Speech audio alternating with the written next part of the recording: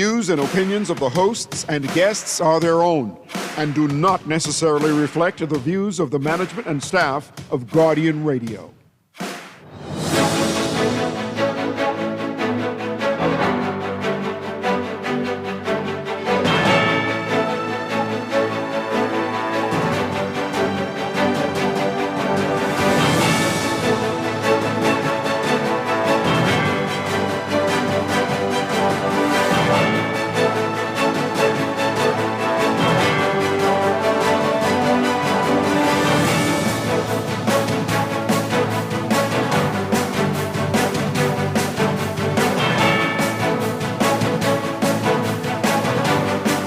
Good morning. More reaction to the Prime Minister's announcement of changes to the VAT on food. The government borrowed $29.9 million for waterworks. Consultation starts on the bill to affect National Development Plan. And in our discussion in Business Today, we're talking with an economist about the impact of global events on the Bahamian economy, what we can expect in the near to long term. It's all straight ahead this morning. I'm Dwight, and this is Morning Blend. Wake up, it's a new day. Wake up, it's a new day. It's the start of a new way. Don't you know that it's the start of the end of the old way. Wake up, it's a new day. Wake up, it's a new day.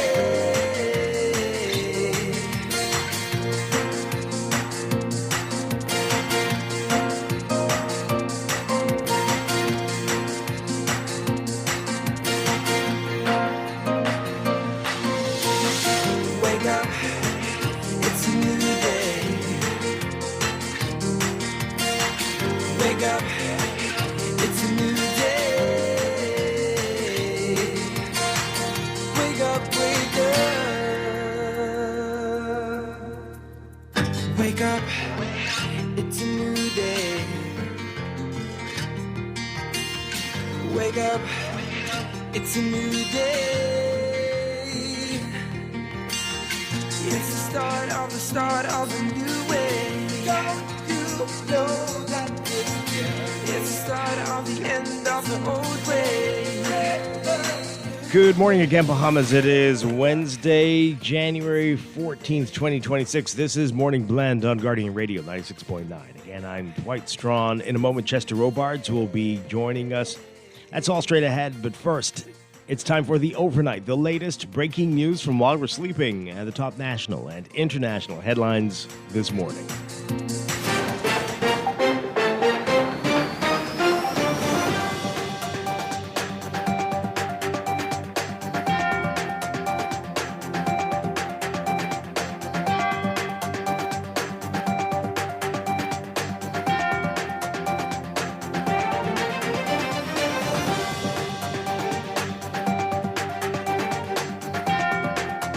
In the overnight, though, the Chamber of Commerce and Employers Confederation welcoming the government's decision to remove value-added tax on unprocessed foods, it's urging the Davis administration to go further.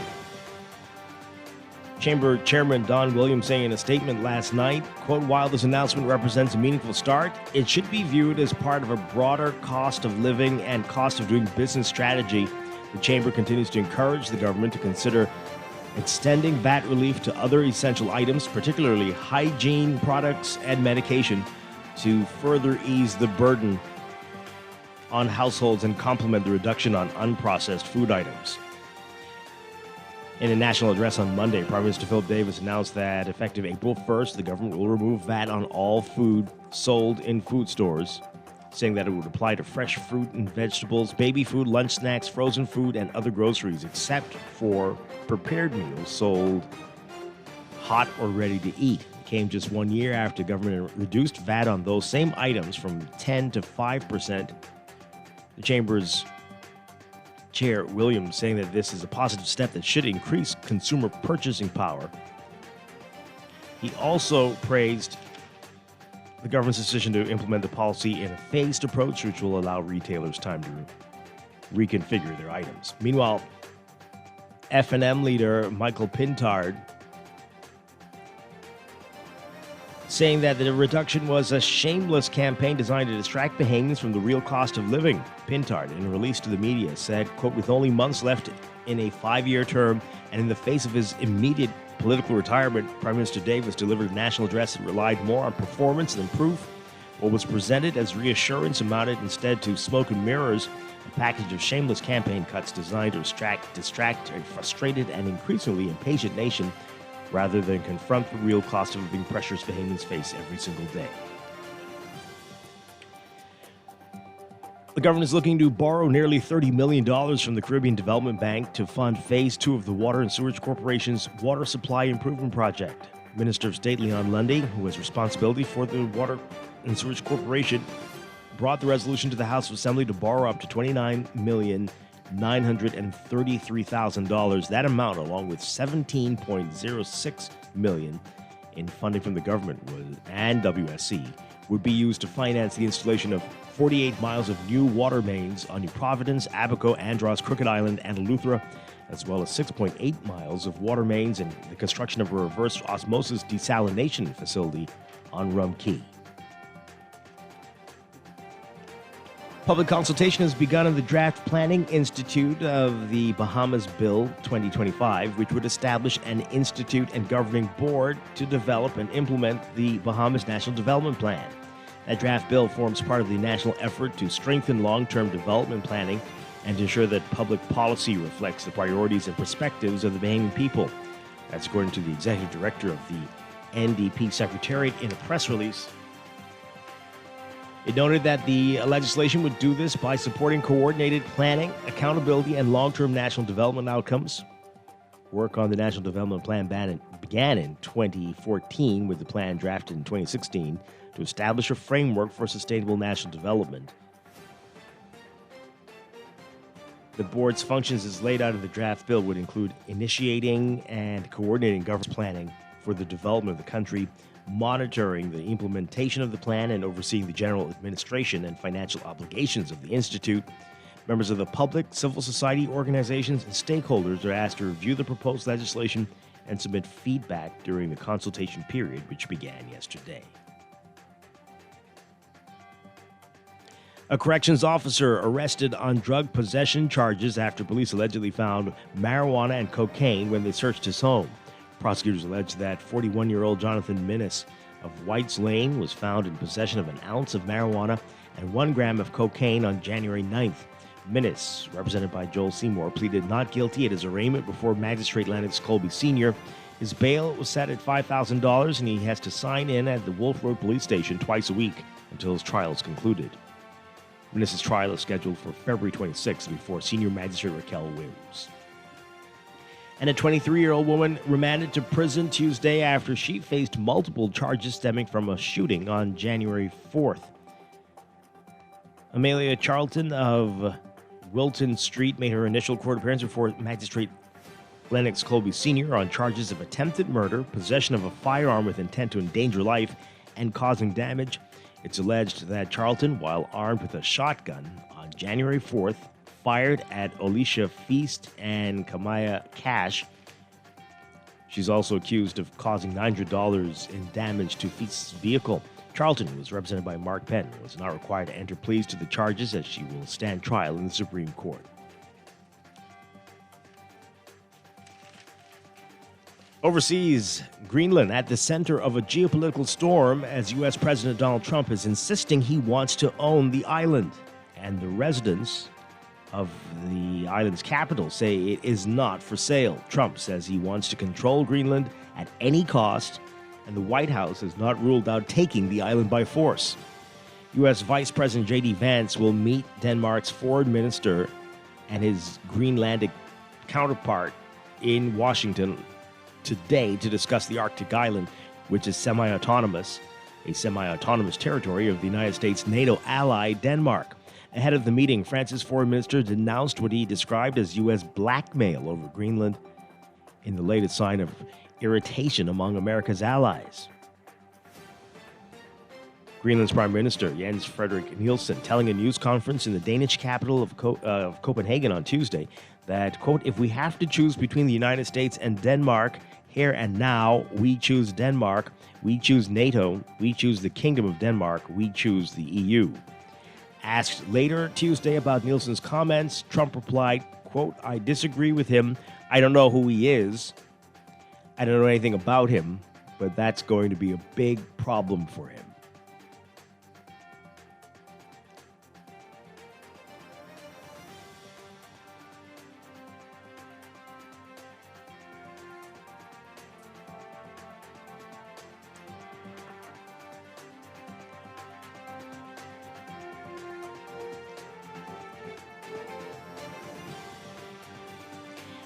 And the head of Iran's judiciary signaling today there would be fast trials and executions ahead for those detained in nationwide protests, despite a warning from U.S. President Donald Trump. The comments from Iran's judiciary chief come as activists had warned hangings of those detained could come soon. Already, a bloody security force crackdown on the demonstrations has killed at least 2,571 people, according to the U.S.-based human rights activist news agency. That figure dwarfs the death toll from any other round of protest or unrest in Iran in decades and recalls the chaos surrounding the country's 1979 Islamic Revolution. Trump repeatedly has warned that the United States may take military action over the killing of peaceful protesters, just months after it bombed Iranian nuclear sites during a 12-day war launched by Israel against the Islamic Republic in June. Meanwhile, Wednesday, Iran held a mass funeral for 300 security force members killed in the demonstrations. Tens of thousands of mourners attended, holding Iranian flags and photos of Ayatollah Ali Khamenei. The caskets covered in Iranian flags stood stacked at least 3 high. Red and white roses and framed photographs of people who were killed covered them.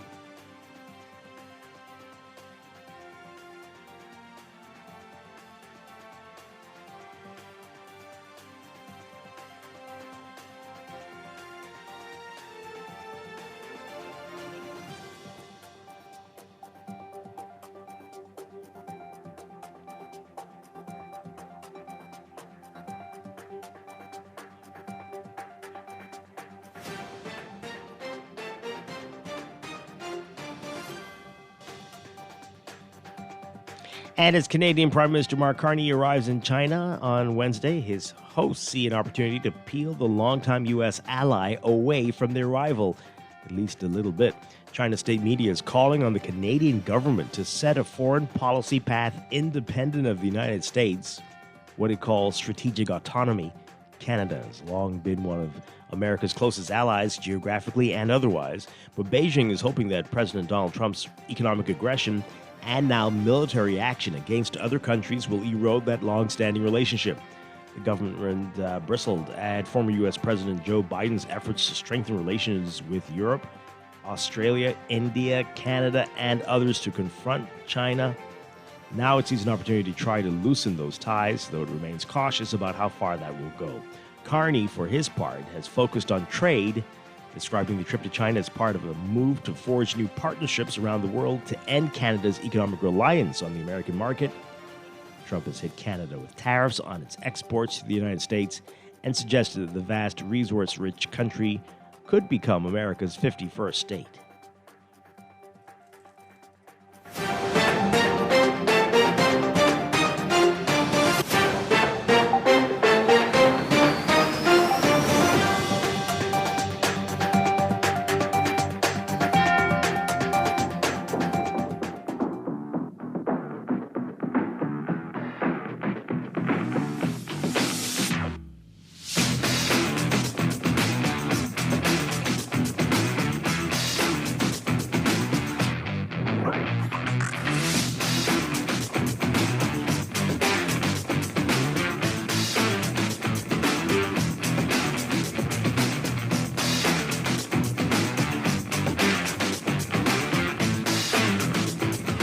In sports, we've been asking, when will the stadium be complete?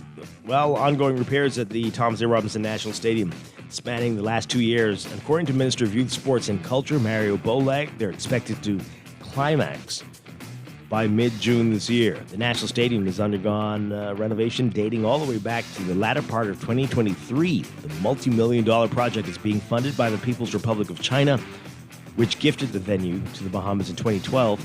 The National Stadium was last in operation for the staging of the Bahamas Bowl, last hosted in January 2025. Prior to that, the stadium served as the home of the 2024 BTC World Athletic Relays. Got to check the date on that there, but hey. Bowleg provided an update on the ongoing repairs. He said, according to the general manager and the consultants from the Chinese company doing the work, was seeking to wrap up around mid-June. He said, quote, everything is going quite fine and well. All the infrastructure is in place. The last bit of work that needs to be done would be that of the internet infrastructure, but everything else as far as the structure of electronics and the physical structure of the buildings are in place. You can read more on that in today's Guardian Sports section. From the NFL, big news, Mike Tomlin era coming to an end for the Pittsburgh Steelers. Over 19 seasons, Tomlin wrote his own chapter with one of the NFL's marquee franchises, winning the Super Bowl and going to another while becoming one of the most respected voices of the game. Asked repeatedly what separated Tomlin from his peers, his players pointed to his consistency.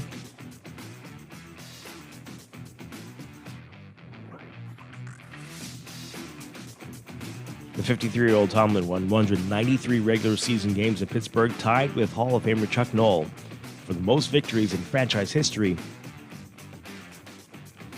Tomlin went 8-12, though, in the postseason, losing each of his last 7 playoff games, all by double-digit margins.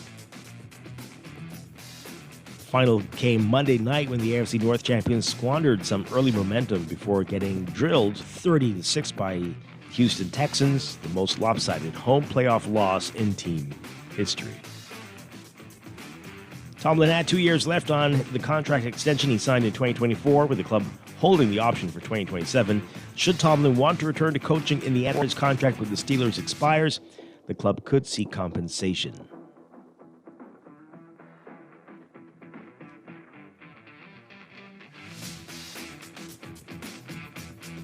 That's sports, and that's the overnight. Time for your first look at weather.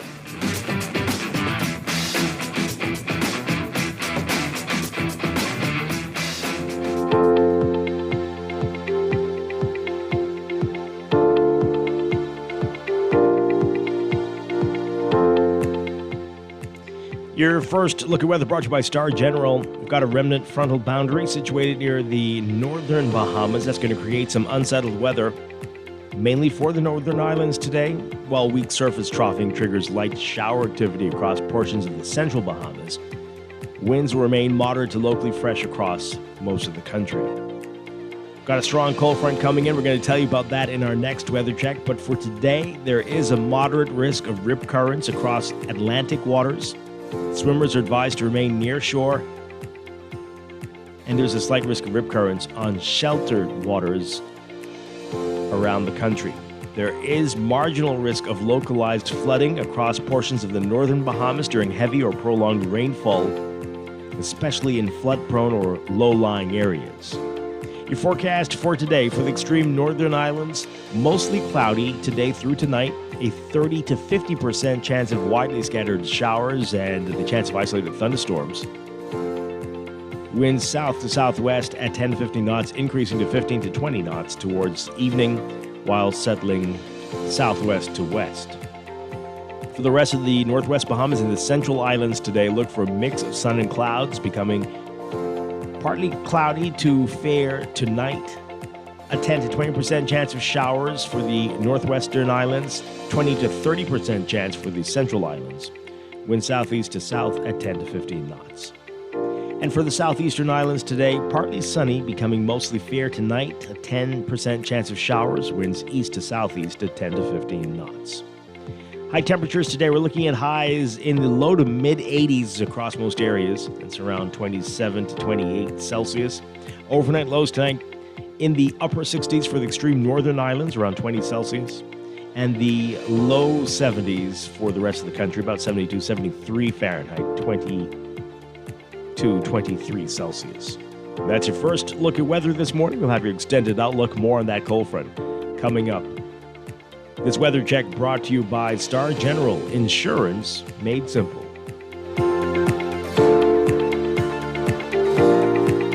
Wake up, it's a new day. Wake up, it's a new day. It is time for a break, but when we come back, we're discussing the day's top stories right here on Morning Blend on Guardian Radio 96.9, your home for fresh news and smart talk all day. Wake up, it's a new day. Wake up, it's a new day.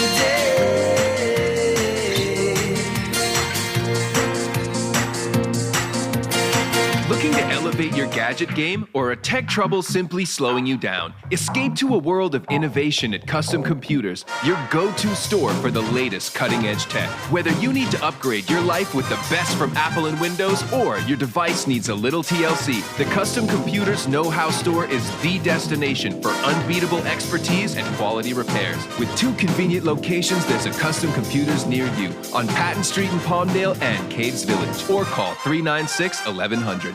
At CFAL, we understand that a secure future is the greatest gift you can give your employees. That's why our tailor-made group pension solutions are designed to fit the needs of both large and small companies. With CFAL, you can provide the retirement you and your employees deserve, ensuring peace of mind and financial stability for years to come. Join the many businesses that have already entrusted CFAL to create the right pension plan for their employees, and let us help you build a brighter future for your team. Visit us at cfal.com to get started on building wealth so you can live well. CFAL, growing wealth for future generations. Bahamian voters, listen up. The Parliamentary Registration Department is running voter verification right now. It helps keep the voters' register accurate and secure so every eligible Bahamian can cast their vote confidently. This is your chance to make sure your information is correct and up to date. Bring your passport and voter's card to your nearest verification center and make sure your voice counts this election.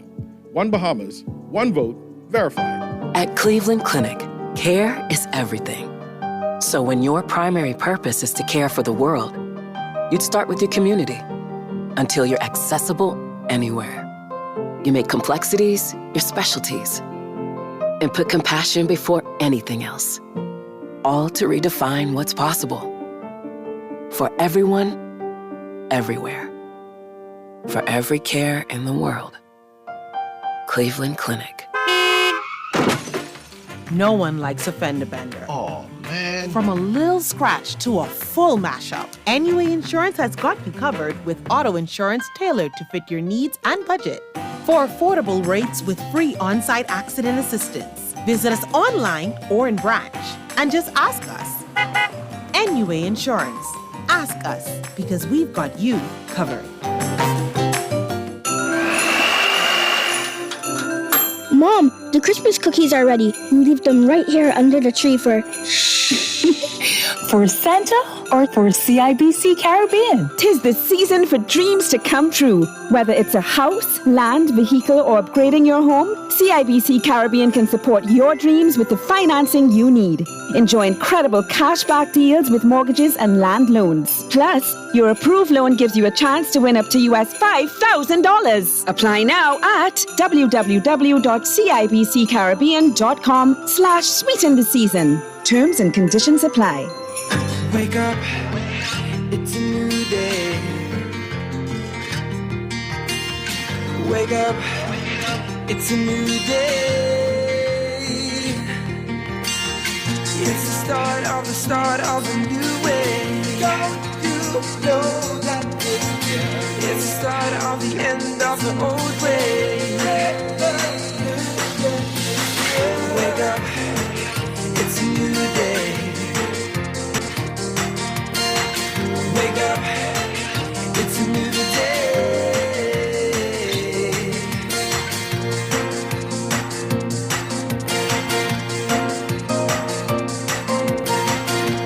Welcome back to Morning Blend here on Guardian Radio 96.9. We are streaming live on GuardianTalkRadio.com and on the Guardian Radio app for smart devices. We're also on your televisions on Cable Bahamas Channel 969 and BTC Flow Channel 612. You can tweet us at Morning Blend 969 or Facebook.com/Morning Blend 969. Text us 4224796. Standard text rate supply. Once again, I'm Dwight Strachan. Joining me now, Chester Robards. Chester Robards, good morning. Good morning. Great to have you with us. Glad to be here. Hi, we've got quite a bit to talk about, a lot going on in the news, but also this morning we've got more NIB calendar giveaways, more trivia. You can win yourself a beautiful NIB calendar for 2026.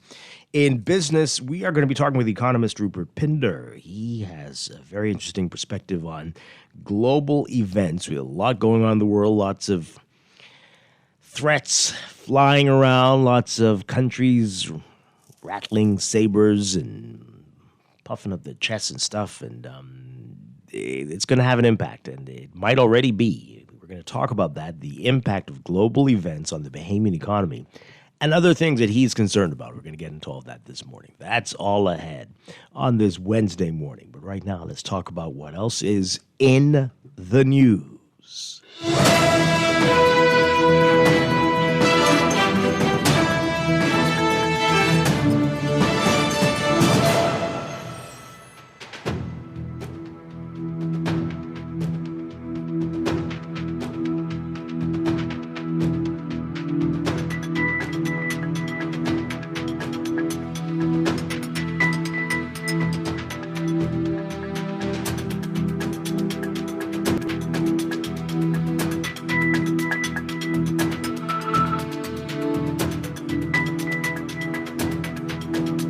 In the news, a lot more reaction to the announcement about VAT on unprepared foods in the supermarkets being zero rated. We've got the Chamber of Commerce commenting on it now. Michael Pintard issued a very strong statement from the opposition, the FNM, on that. We'll get to that in a bit. There's some other things in the news. Just really want to quickly get to the big headline in the Tribune today. Andros fish fry raised, no fire truck. This has not been a good past few months for fish fries and other type of places where they have stalls, right, for food. A fire tore through the fish fry in Nicholstown, Andros early yesterday as residents fought flames with buckets of seawater, once again exposing the absence of a functioning fire engine on an island in the Bahamas. The blaze broke out shortly before 6 a.m., turning a quiet morning into chaos as residents ran for help, shouting warnings and rushing to the sea in a desperate effort to slow the fire's spread. With no operable fire truck, residents said they were left defenseless as strong winds pushed the flames from stall to stall. Sounds very familiar, right? By the time the fire burned itself out, every stall had been destroyed. Wow. Owners stood amid twisted metal and ash, many holding their heads in disbelief. For several vendors, it marked the second time their livelihoods had been wiped out after also suffering damage during Hurricane Matthew in 2016. None of the stalls was insured. The fire rekindling concerns about firefighting equipment nationwide, where recent blazes across multiple islands have repeatedly raised questions about fire truck availability and response capacity. In New Providence, residents displaced by a major fire near Victoria Court on Bay Street last year questioned whether the damage could have been limited amid reports of stretched fire resources. Similar concerns emerged in Grand Bahama last year. Residents were forced to battle a prolonged bushfire after it was revealed that key fire engines were not operational. In Exuma, fires near commercial areas and at the Exuma Fish Fry last year highlighted reliance on airport-based equipment, again leaving residents to improvise when flames broke out. North Andros and Barry Islands MP Leonardo Lightburn confirmed to the Tribune that the fire engine serving the area was not operable, though he could not say which part was missing. Asked about residents' concerns that a functioning fire truck could have prevented the fire from spreading, he said that was, quote, neither here nor there. Okay. While stressing the importance of having proper infrastructure and equipment in place to assist residents during emergencies. Well, both would be good. Both would be really good. Okay. Lightburn said there was a water source near the site that helped residents battle the haze and said discussions would be held on how best to provide relief to affected vendors. He added that demolition of the site has already begun and said he remains committed to standing with residents during the aftermath. And then they talked to a number of the vendors there who, and people in the residents who are voicing their concerns about it. Some terrifying pictures as well. Wow. So all the stall owners say they hope to rebuild for a third time now, but stress that without a working fire engine, the community remains dangerously exposed to another disaster. F&M candidate for North Andros, Carlton Bolek, criticized the sitting MP for failing to resolve the fire truck issue despite funds being allocated to improve the constituency. He said North Andros previously had 2 fire engines, one of which was damaged in an accident. Bolek warned Lightburn against offering promises of assistance for political gain while residents continue to live without basic emergency protection. Wow. Let's get your reaction to all of this, folks. It keeps happening. It keeps happening. We continue to be here after what happened in New Providence. I don't know. I'm not hearing much talk. I don't know if you are hearing anything about changing the design so that if there's a fire, it doesn't spread to every single stall. What's happening? What are we doing? And I know it's going to be difficult to retroactively redesign other fish fries around the country, but it just seems like we got outraged after that fire, and there was a lot of noise, a lot of talking. Same thing with Victoria Court, right? But weeks later, it's business as usual. Is that the case? What's going on? Chester, have you heard anything? Give us a call, folks. 323-6232. 325-4316. 325-425. Call us toll free, 242-300-5720. Tweet us, Facebook us, text us, 422-4796. What's going on? Very sad what's happening here. And again, it's happening again. What is that about? This texter says here, can Leon Lundy explain where is the firefighting equipment the government got late last year? But that's a different constituency, right? That's further south. And that's very far and probably not even connected land-wise. So what's that? What's your point? It's a big island, as you know, the biggest in the archipelago. So what they do in the south has little bearing on what happens in the north. Okay. Continue to text us. Call in. Chester is still there? Did we lose him? Are you muted? Okay. So, yeah, okay. We're going to try to reconnect with Chester Robards. So that's a story there. Then there's this, and this is surprising a lot of people as well. Former PYL chair, Progressive Young Liberals chair, shot and critically injured. So, again, the Tribune reporting here, questions swirling yesterday over the motive behind a shooting that left a former Progressive Young Liberals chairman critically injured in the hospital. Critically injured and in the hospital, I guess. Jordan Clark was shot near a baseball field in Pinewood Gardens early Tuesday, an attack that also sent a second man to the hospital. Police say that shortly before 2 a.m. on Tuesday, January 13th, officers responded to reports of gunshots near the baseball field on Walnut Street. On arrival, they found a man suffering from gunshot wounds to the face. Preliminary information suggesting the victim and a female companion were seated in a parked vehicle when an armed man approached and fired multiple shots. The woman was not injured, but emergency medical services transported the male victim to the hospital in critical condition. A short time later, police were alerted to a second man who arrived at the hospital after being shot at the same location. He sustained gunshot wounds to the upper body. As news of the shooting spread, questions mounted about the circumstances surrounding the incident, while friends, relatives, and supporters offered prayers and messages of encouragement for Clark's recovery.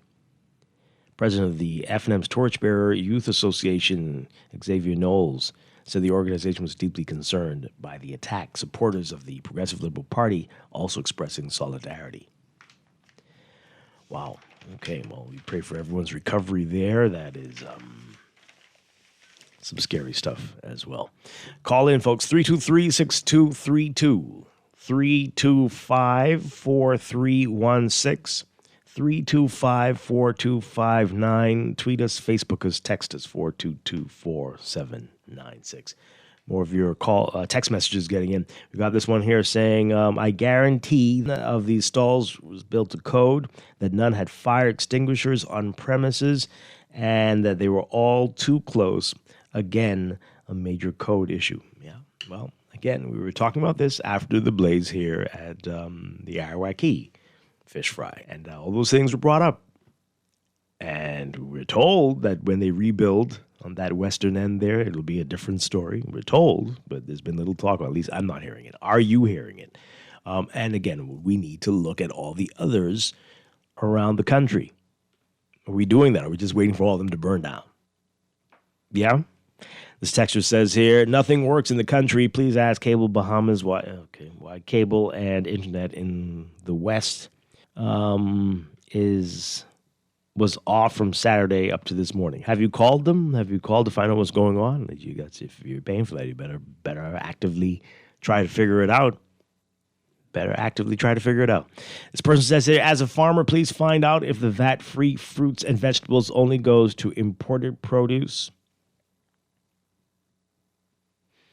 And did Brave consider our farmers with allowing imported produce to be so? What do you think about what you're asking, though? I mean, it's all fruit will be VAT-free. Why are you asking this? You want VAT on the imported stuff? That's what a duty is, a customs duty. But what are you asking? Because that doesn't come to you. What's happening? Okay. 323-6232, 325-4316, 325-4259. Since she brought up VAT, let's get into it. That's a big headline in the National Guardian today. And VAT relief. The Chamber of Commerce weighing in on what the Prime Minister announced a couple of days ago. So our Tanika Thompson writing about it. Though the Bahamas Chamber of Commerce and Employers Confederation welcomed the government's decision to remove value-added tax on unprocessed foods, it's urging the government to go further, urging the Davis administration to go further. Chamber Chairman Don Williams saying in a statement last night, quote, while this announcement represents a meaningful start, it should be viewed as part of a broader cost of living and cost of doing business strategy. The Chamber continues to encourage the government to consider extending VAT relief to other essential items, particularly hygiene products and medication, to further ease the burden on households and complement the reduction on unprocessed food items. In a national address on Monday night, Prime Minister Davis announced that effective April 1st, the government will remove VAT on all foods sold in food stores. So this will apply to fresh fruits and vegetables, baby food, lunch, snacks, frozen foods, and everything except prepared meals sold hot or ready to eat. It came just 1 year after the government reduced VAT on those same items from 10 to 5%. Now, Williams with the Chamber said this is a positive step that should increase consumer purchasing power. He also praised the government's decision to implement the policy in a phased approach, which will allow retailers time to reconfigure their systems. So Williams says, quote, the Chamber also notes the Prime Minister's statement that the ease of doing business in the Bahamas is improving. We acknowledge the efforts of public agencies and private sector partners who continue to work towards streamlining processes and reducing inefficiencies. However, from the perspective of the business community, there remains considerable work to be done before the cumulative impact of these efforts translates into consistent, tangible relief for businesses, particularly small and medium-sized enterprises. In keeping with our mandate, the Chamber continues to play its role in supporting national economic development. Recently, the Chamber host intended to become an annual initiative. That brought together services, essential services, in a single accessible platform for both new and existing businesses. Okay. All right, so let's get your reaction to it. Asking for it to be, people were saying this yesterday on the radio. You could hear that on a number of the shows, right? People saying expand this beyond just food. People talked about insurance and hygiene products. So this is a widely held belief. Let's get your reaction to it, though. 323-6232, 325-4316. 325-4259. Tweet us, Facebook us, text us, 422-4796. And will anything likely happen before April 1st? Yeah, or is that it? Is that all you're going to hear? And before the budget, before the election, or what are we looking at here? I do not know. If there was something to say, would that not have been said already a couple nights ago? Is that the best it's going to be for now? What are we thinking? What's it going to be? It's already not going to be implemented until April. So what? The next announcement will be implemented in May, June. No, I suspect that's not how this is going to work. And by that time, it's budget time. So yeah, this is as good as it gets. That's right. Likely. And so more criticism on that. The F&M hitting back at his announcement. F&M leader Michael Pintard saying yesterday, quote, the Prime Minister announced that his latest affordability measures will take effect April 1st on April Fool's Day. The irony is not lost on the Bahamian people. For nearly 5 years, asked to stretch shrinking paychecks, absorb rising prices, and accept explanations instead of relief.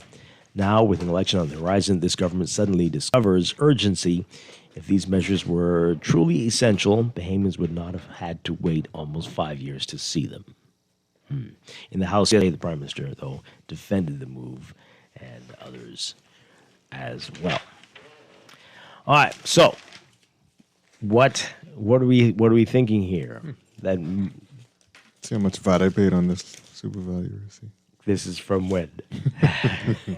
Whoa, look at the bill. The question I was asking people yesterday, with the cut that we saw from 10 to 5%, did you see a difference? Did you feel it? Or the fact that... No, with the size of my bills. Or is it the fact that prices have gone up, right? Everywhere. Right. All over the world. And by the time it gets here, the prices are significantly higher than they were a couple of years ago. That just wiping out any savings you would see there. Anyway. Yeah. Is that what's happening here? And will that likely be to go up? I just heard this morning that coffee's expected to go up more. Fruits and vegetables expected to go up more, and some other items expected to go up more this year. So what will it mean to see those items at zero VAT? Will it be like, oh, well, like, yeah, it's like the well, you feel mosquito bites, right? But I don't know. I mean, you hate, your dollar just doesn't go far enough. That's it. Yeah. I mean, I heard Zhivago Lang saying yesterday to someone, that you save that $5, whatever if it comes to $5, you buy that's $5 you save. But if a month ago your grocery bill could have gone a little further with that $5, I mean, yeah, absolutely. At the end of the year, you at a loss. It certainly feels that way. If things have gone up. Yeah. Budgets have deficits in households.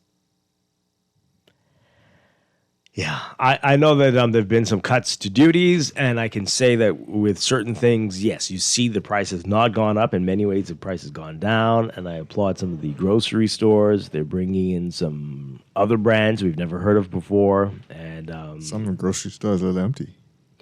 Well, I don't know which ones you're going to, but these other brands are okay.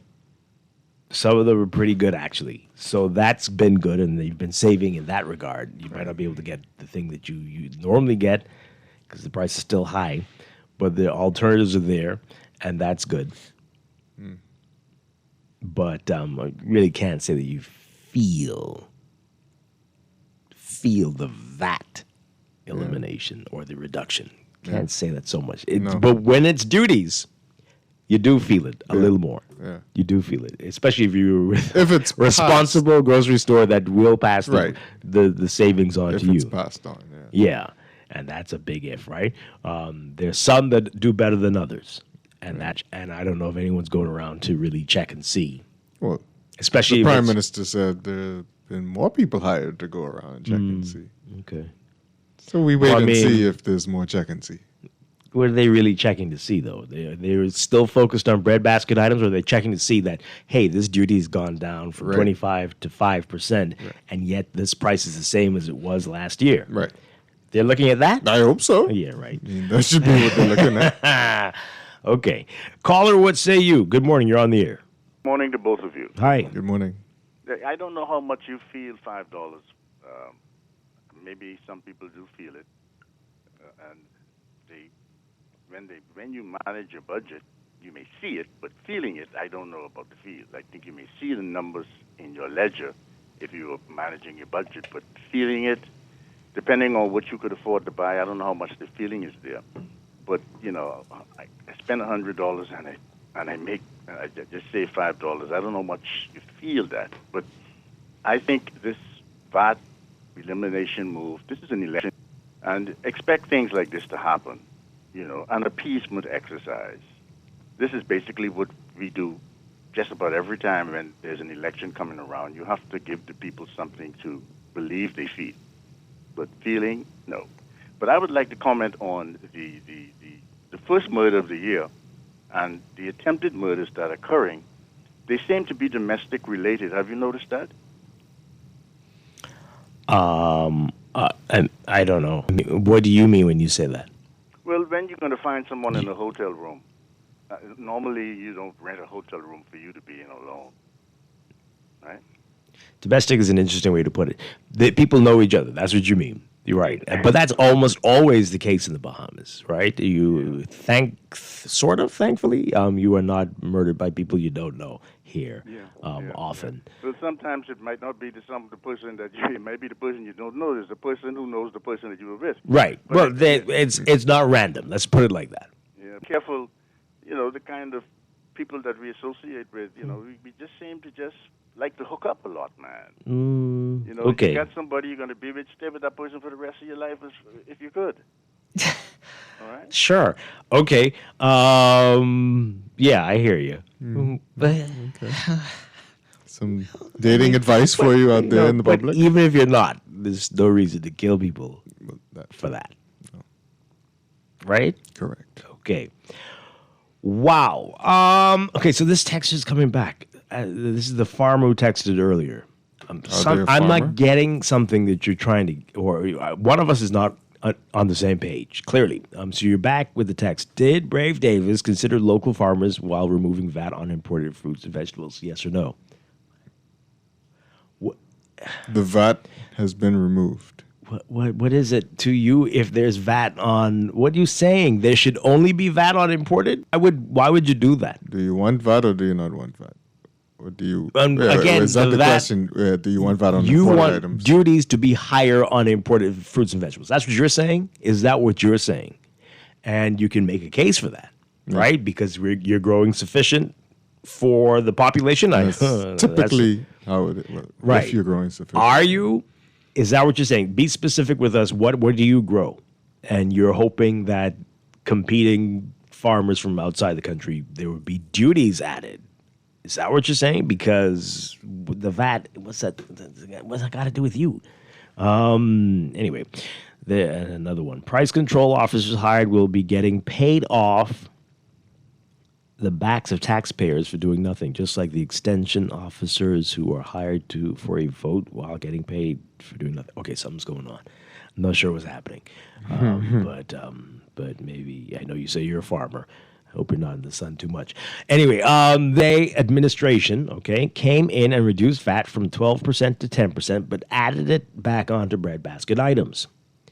Then they reduced it to 5% on the breadbasket items and medications.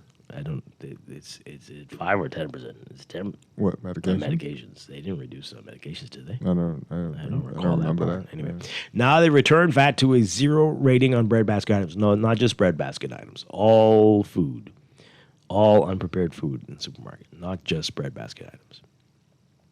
Right? Where they met it and want right-thinking payments to be pleased. Well, it's not just the breadbasket items. It's not just breadbasket items. So that's different. Yeah? Correct me where I'm wrong. Yeah, you went wrong. It's not just breadbasket items. Whether you want to be pleased or not, that's a different story. As we told you, the prices have gone up so you might not feel it. But, yeah. While only a part of the fix, working fire and extinguishers should be mandatory on these sort of sites. I said working because likely they will put them there and not maintain them. Yeah, that's a given, right? That should be expected. That should be everywhere. Every place of business, every home. Everybody should have one. Some kind of firefighting thing should be around these places. Yeah, absolutely. And everyone should be trained to know how to use it. Just like buildings have to have fire hose cabinets on floors. In which movie did you see that? I mean, what? Perhaps the same hoses they use to jump out the window and escape. Those ones. Which movie? I mean, where have you seen They this? exist. Where? In buildings. You seen it here? Yes. You seen it in this one? Well, do you have one in your home? No. I have a fire extinguisher. Okay. But I don't have a hose. Why do I need a hose? A cabinet? I mean, I have a hose outside that could probably reach inside. You said a cabinet inside? Wow. I think I saw that in a hotel. Yes, they exist. Where we don't live. But where we are. I'm just saying there are things that can be done. Is that a law in the Bahamas? I don't know if it's a law. Okay. Well, it should be in high-rise buildings, I think. Wow. Well, you notice that with Victoria Court, with Arawaki Fish Fry, and now in Andros here. But I mean, every time some people are texting in things and they're like, wait, is that the case? Should that be the case? Is that the law? Is that required? And we don't seem to know. Yeah, we don't know. Going by what they thought, what they think, what they believe, what they saw somewhere else where they lived. We are very lax here with this stuff. Yeah. And unfortunately, it seems like the fire department, I don't know if they're doing a good enough job with the education as well on some of these things that need to happen, right? So we got to step that up. And again, we're willing to work with you folks to get the information out. So use us as your partner. I mean, there were people who, after some fires, who said that fire suppression systems in some places that should have them because they had burned down before didn't work. And it's January, and you know that we're in the dry season. It's going to get even drier, except for the cold fronts. And so we're going to be back into the brush fire season again. Has anything changed since last year? When we had all those horrible fires? And again, you haven't heard anybody talk anything. about anything. So not like this has changed since last year. We learned lessons because of this, and that, and that. Nobody's saying anything like that. Yeah. It's very weird. Is it weird or is it unfortunately it's unsettling? Normal. Yes, it's unsettling. It is the norm in the Bahamas and unsettling. And it's very disturbing. I mean, like, you got to beg these folks to come on and talk to you. Yeah. They won't make any effort to say, hey, we've changed some things. We'd like to come out there and tell you about it and tell your listeners. They won't do that. Yeah. We have to run behind them, and then that's a process. People talking, right? Mail us a letter or call this person or beg the minister. Like, what is this? It's crazy. It's crazy.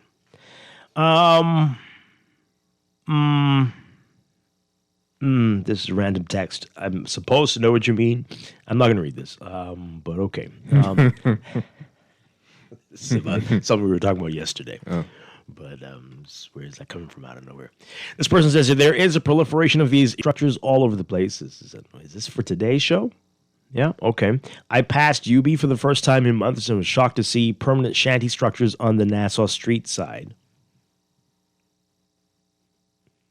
You sure you want to use that term? I mean, this is just Nassau Street. Shanty.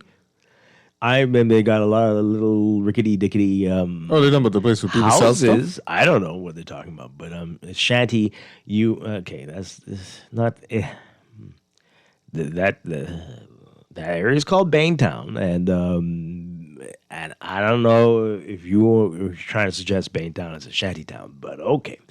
It's in Nassau Street. I don't know any rickety structures on Nassau Street. But shocked to see the permanent shanty structures on the Nassau one. Okay, They must be talking about where that's people just sell, how Nassau looks. where people sell fruit and food. And stuff. Well, there's some strange looking things on Nassau Street. I'll agree with them, like the taxi cab union building that has the second floor.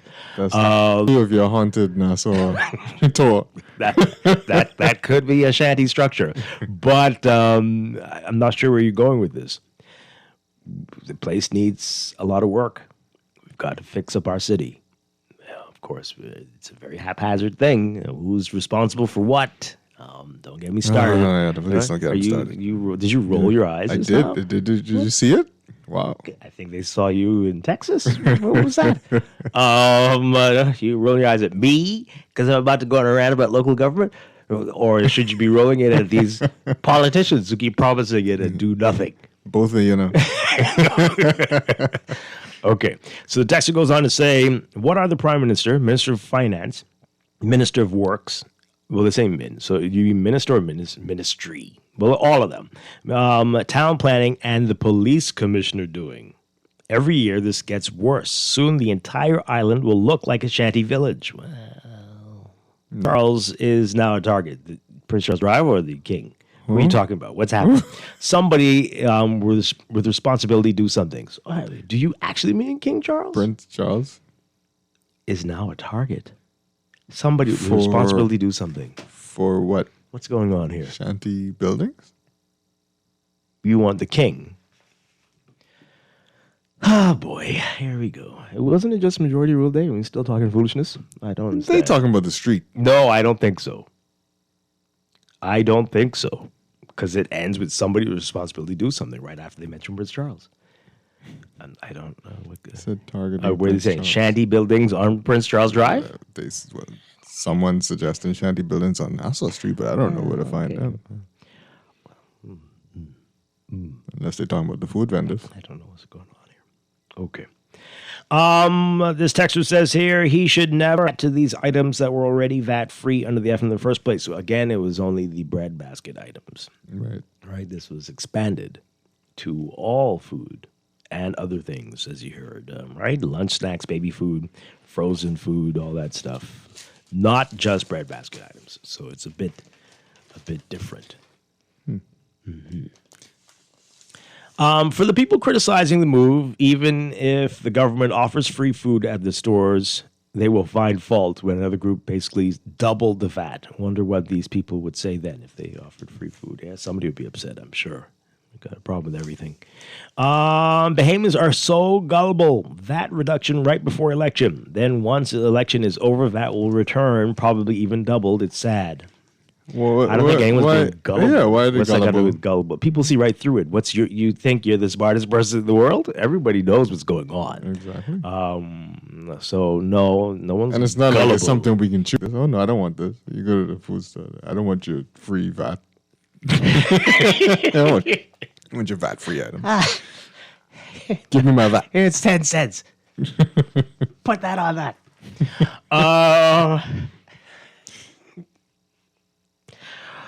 The texter goes on to say, people say the cost of living has gone up, but has it really? Who is this texter? What's going on with you?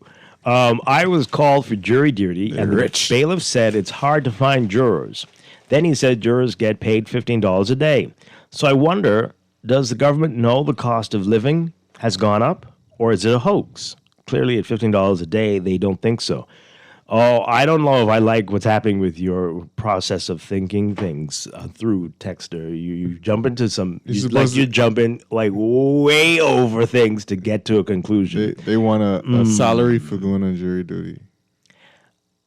Why would that be an indication of whether the government believes the cost of living goes up? How did you get there? What's happening with you? And you're saying Bahamians are gullible. You might need a vacation. In January? Some people work straight through. But I'm not sure I like what's happening with you. Please get some rest. That's some odd conclusions you've come to there. I'm concerned. I'm very concerned. Caller. Oh boy. Caller, good morning. You're on the air. Yes, good morning. Hi. So I appreciate the reduction or the elimination of VAT on unprepared food because, quite honestly, at this point in my life, I only go to the food store for fruit and dairy products because I can't afford nothing else, and that's the God honest truth. My gosh, those are the most expensive things.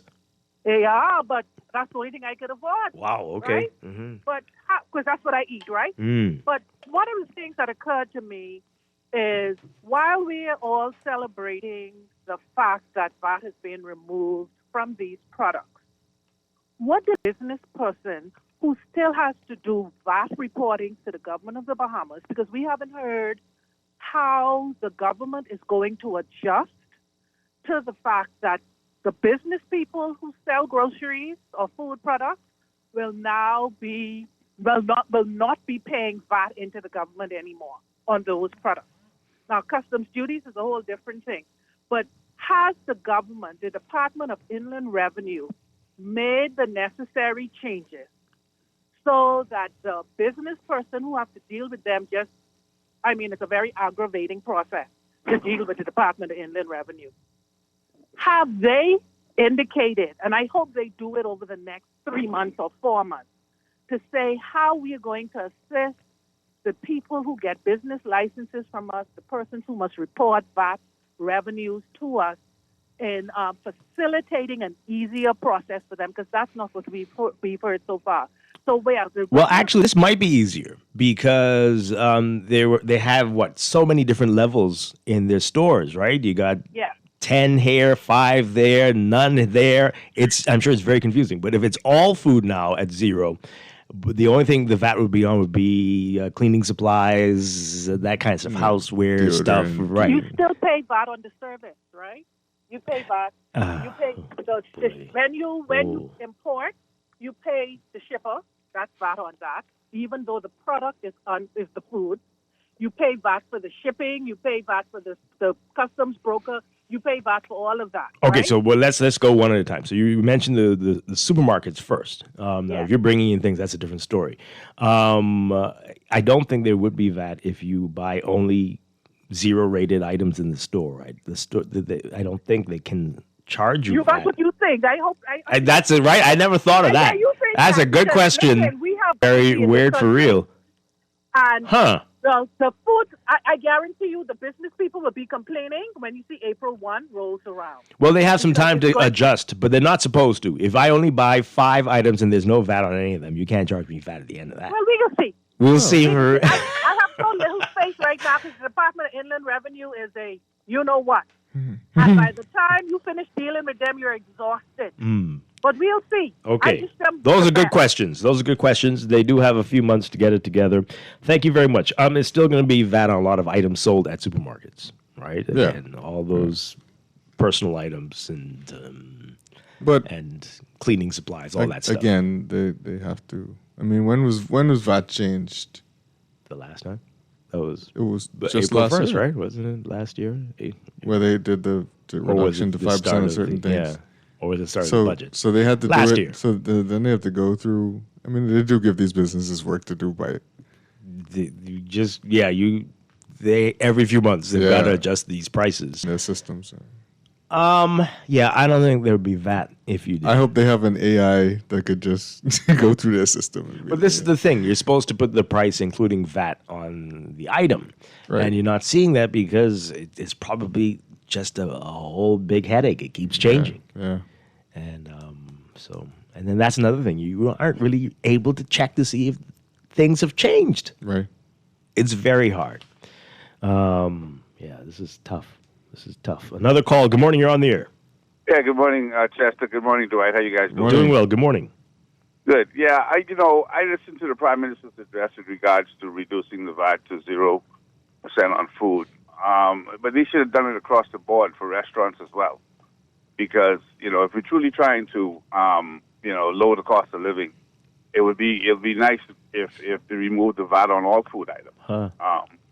This is a large industry that we have here in the Bahamas, the food industry. What that would do is it would actually increase sales because more come and patronize, which could lead to more employment. It's also going to be an accounting nightmare for those of us in the business, in the fact that some items are going to be 0%, some items are still 10%. We're going to have to extrapolate that from our cost of goods to determine what we're paying in VAT and what we didn't pay on VAT. So I think if they truly wanted to make a real splash and bring down the cost of living, they could have taken VAT off food completely, and keep VAT on everything. So Duquesne talked about this. This is a half measure. Pardon me? Duquesne talked about this yesterday. The VAT and the gratuities and all these things are making it so expensive to go out. You go to a sit-down restaurant, you're paying, you're paying 25%. Yeah. Right. Extra on top of the menu item. And in the smaller restaurants, the quick service or the casual fast, you still have to pay that extra 10%. And so I really truly believe that if they remove that off of all food, then I think they'd actually be saying something, because they're basically taking it right back to it was prior to them meeting it when they took office. Mm-hmm. But then they'd have to put it on something else, right, to make up that revenue. And what would that be? Yeah. And that's scary to find out, right, if they were to even think like this. But I just thought I'd chime in with that. You guys have a great day. Yeah, thanks a lot. Appreciate it. I know a lot of people are thinking about that, Don't too. they still have to do that? Huh? How many people are going out as often as they were before with all of these extra charges on everything? Has that changed? And then don't go to a place with bad food and bad service. At the place that makes you valet park. Right? I know a place out west in a little tiny plaza I'm never going back to. Wow. Almost want you to say. And they make you take your hat off. It's one of those places. Well, I mean. Yeah, what? Go ahead. Back in the day, you would know better. You would do that. So maybe that's a good thing. Okay, sure. What was happening? Did you dye your hair? No, I didn't actually get to shave that day. There. So that was it's frightening. a little embarrassment in there. So you return to the 70s. That's how it was. You had to take off your hat, and people were walking around with George Jefferson. The women don't have to take off their hats, though. Their cowboy hats. Well, that's just the way of the world, hey? Oh, man. That's. I feel for you. You feel the pain. That would have been. Us bald fellas. Yeah, that's not cool. Yeah. Not cool. We should get an exemption. Take off hats except for bald guys. Then, they'll have to change the processes for one or two people, and it's just difficult for businesses, Wow. Why add one extra thing? I hear you. This person says here, honestly, I absolutely do not feel any change at all, especially ordering pizza. Looked at my online receipt, realized a certain pizza joint that rhymes with... Okay. Certain pizza joint signed for the pizza, then added 10%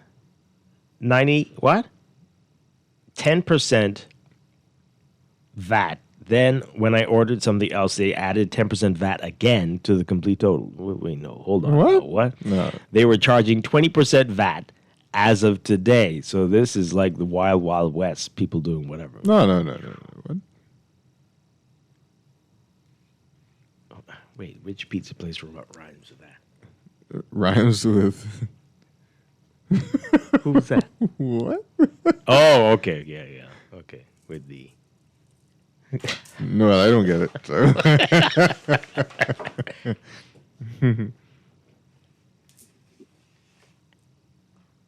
Yeah. No, I don't know what that is. Okay. No, but that doesn't rhyme with that. None of it rhymes. None of it that's rhymes. Not even the name. That's None of it. Who are you talking about? None Anyway, of it rhymes. you need to say who that is. That doesn't make sense. 20% VAT. No, something's going on. Maybe they ordered twice.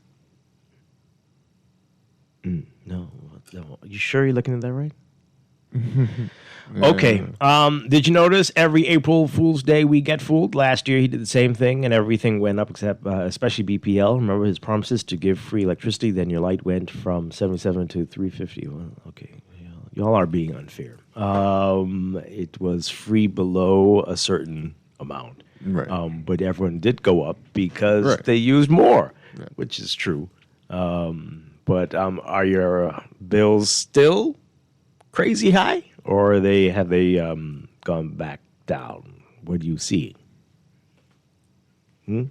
So yeah, a lot of anger. People speaking out of anger, but let's be truthful in what we're saying. Truthful. Dwight, it looks like the PLP, that's what they said, they're using the children in the primary school to campaign. I saw that video. I don't know what that is, so I don't want to jump to any conclusions. It is very strange. With the kids singing about the Oh. I don't know what that is. We're missing something. I hope. Maybe they were singing all the campaign songs and somebody edited the part that they care about. I don't know, but all that needs to. I don't even want to comment on it. It just is so bizarre. I mean, they use the official, but they created the Office of the Prime Minister site, right? That wasn't a thing during the FNM. Use it as it's a PLP conduit. Oh, well. It's not just government conduit. That's another story. It's everything. Everything's a fair game. And some of their statements are very political. Right. But hey, that's the way of the world, right? You Yeah, see I what's guess happening to the north? I mean, they're doing memes and action videos, and it's crazy. Everything has changed. That's why anyway, things will change when we each become the change. That becomes contagious, and the amount of people willing to break the law will be reduced because it's not tolerated. I've become the change already. I'm so broken I can't even be a full dollar. That's just trying that one out for size. Well, you should have tried that off somewhere else.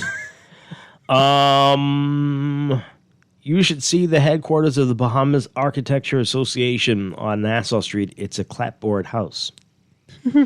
Is it a function? They still use that building. That might not be. That'd be funny. I don't know if they still use that.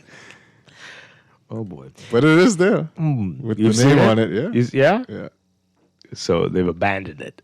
I don't know. I have no idea. That's funny. I don't know if they work. I don't know if they work out of there. Gotta take that sign down. It's a bad look.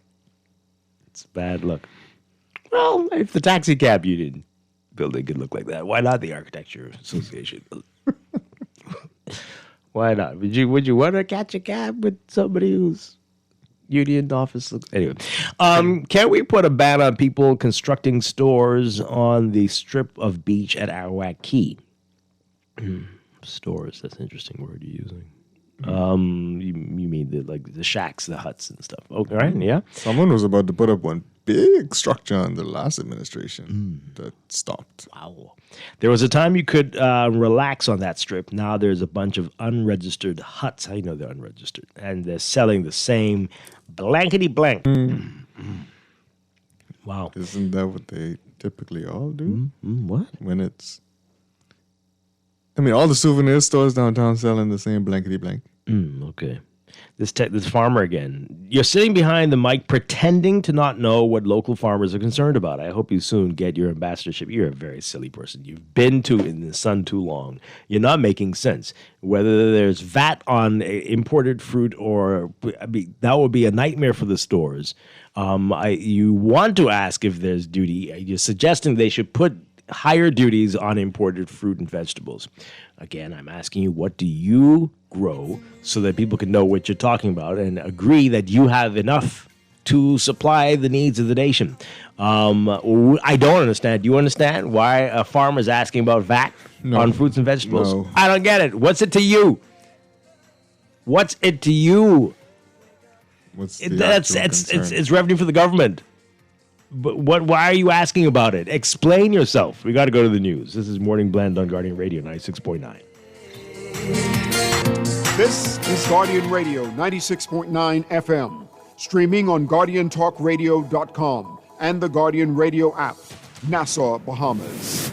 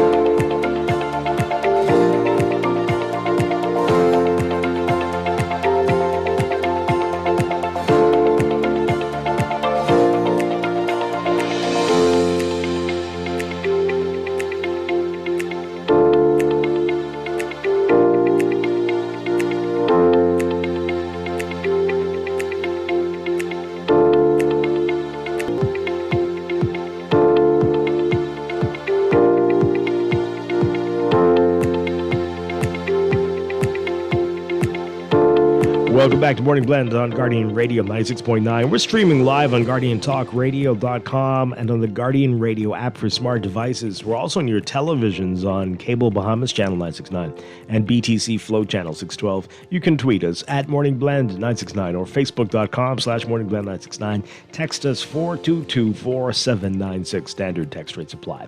Now at 8:21, time for another check of your weather for today, brought to you by Sherwin-Williams. So we've got a remnant frontal boundary near the northern Bahamas. That's going to create some unsettled weather, mainly across the northern islands, while weak surface troughing will trigger some light shower activity across parts of the central Bahamas today. Meanwhile, winds will remain moderate to locally fresh across most of the country. We've been telling you about this for a couple days now. So a strong cold front is going to enter the area by Thursday. Hours and isolated thunderstorms across the northern and northwest Bahamas. The front's going to gradually move southeastwards before reaching the southeast Bahamas by late Friday and begin to dissipate. High pressure is going to build behind the front. That's going to generate fresh to strong breezes with occasional gusts to near gale force on Thursday across parts of the northern islands. It's also going to usher in some cooler temperatures heading into the first half of the weekend. Now, conditions are expected to temporarily stabilize by Thursday across the northern half of the country as the front lingers further south.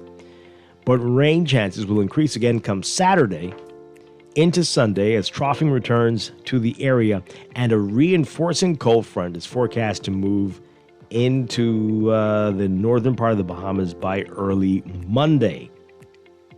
That's going to bring additional rounds of cooler temperatures along with fresh to locally strong breezes. So a lot going to be happening in the next few days. For today, there is a moderate risk of rip currents along Atlantic waters, and swimmers are advised to remain near shore. There's a slight risk of rip currents in sheltered areas as well. There's also a marginal risk of localized floods of the northern islands during heavy or prolonged rainfall events. So for today, for the extreme northern islands, mostly cloudy through tonight with a 30 to 50% chance of showers. For the rest of the northwest Bahamas and the central Bahamas, a mix of sun and clouds today, with a 10 to 20% chance of showers for the northern northwest islands and a 20 to 30% chance for the central islands. Partly sunny today, becoming mostly fair tonight for the southeastern Bahamas. Temperatures, we're looking at highs around 82, 83 Fahrenheit, 28 Celsius today. Overnight lows tonight getting down to the upper 60s for the extreme northern islands and the low 70s for the rest of the country. For Thursday, tomorrow, a mix of sun and clouds, becoming mostly fair at night for the southeast Bahamas, partly cloudy to cloudy elsewhere. Elevated rain chances for the northern half of the country up to about 50% as that front moves through. By Friday, a mix of sun and clouds across the northern Bahamas, partly cloudy to cloudy elsewhere. Saturday, cloudy with a 20 to 40% chance of showers for most of the country. And by Sunday, partly cloudy to cloudy, elevated rain chances as we move into Monday. Again, another reinforcing front coming through and bringing down temperatures for work week. That's your Morning Blend Weather Check, brought to you by Sherwin-Williams. If you're ready to refresh your space, head to your local Sherwin-Williams for premium paint, pro tips, and everyday deals to make it easy to get started.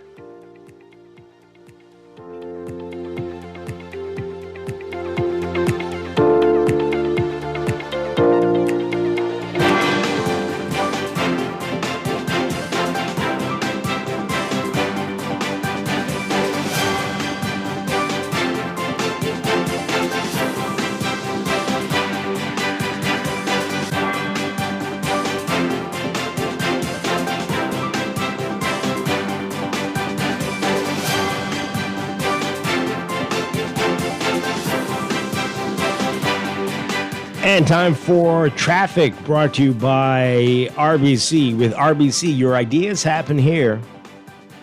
In your real-time traffic, a number of hot spots out there for you. You're going to need a lot of patience today as you make your way around New Providence. We've got Prince Charles Drive seeing heavy traffic westbound. So from Fox Hill Road, you'll see that, especially as you get closer to Beatrice Avenue and Soldier Road and into Robinson all the way up to Marathon. So it's very slow-moving westbound traffic for you this morning. Eastern Road also going to be busy for you. Slow moving westbound traffic from well east of Fox Hill straight up to Johnson Road. Getting a little bit better once you get past that area. And then we've got Independence Drive, heavy traffic for you both directions between the roundabouts, basically at East Street and Blue Hill Road. Any relief there, you might want to avoid that area. In fact, try Robinson, or if you can get down to Soldier, that might be your best bet. And Blue Hill Road busy for you from St. Vincent straight up to Independence Drive, especially near Carmichael. Carmichael's backed up a bit as well, eastbound to Blue Hill Road. Then there's Milo Butler Highway, heavy traffic for you well south of Fire Trail all the way up to Tonic Williams-Darling Highway. Tonic Williams-Darling Highway, busy, slow-moving westbound traffic as well. And that northbound traffic on New Providence Highway is going to be slow moving for you all the way through, especially to Sports Center Road. From there, straight up to the six-legged roundabout, heavy traffic for you. Eastbound on John F. Kennedy Drive to the six-legged roundabout as well. And Saunders Beach seeing some slow-moving traffic near the roundabout with New Providence Highway on West Bay Street. Slow-moving downtown traffic east of Arawakee on West Bay Street as well. That's your real-time traffic and your Morning Blend Traffic Alert, brought to you by NUA Insurance Agents and Brokers. Need cover you can count on? You can buy motor insurance your way or stop by your nearest branch or visit. Simple, secure, and ready when you are.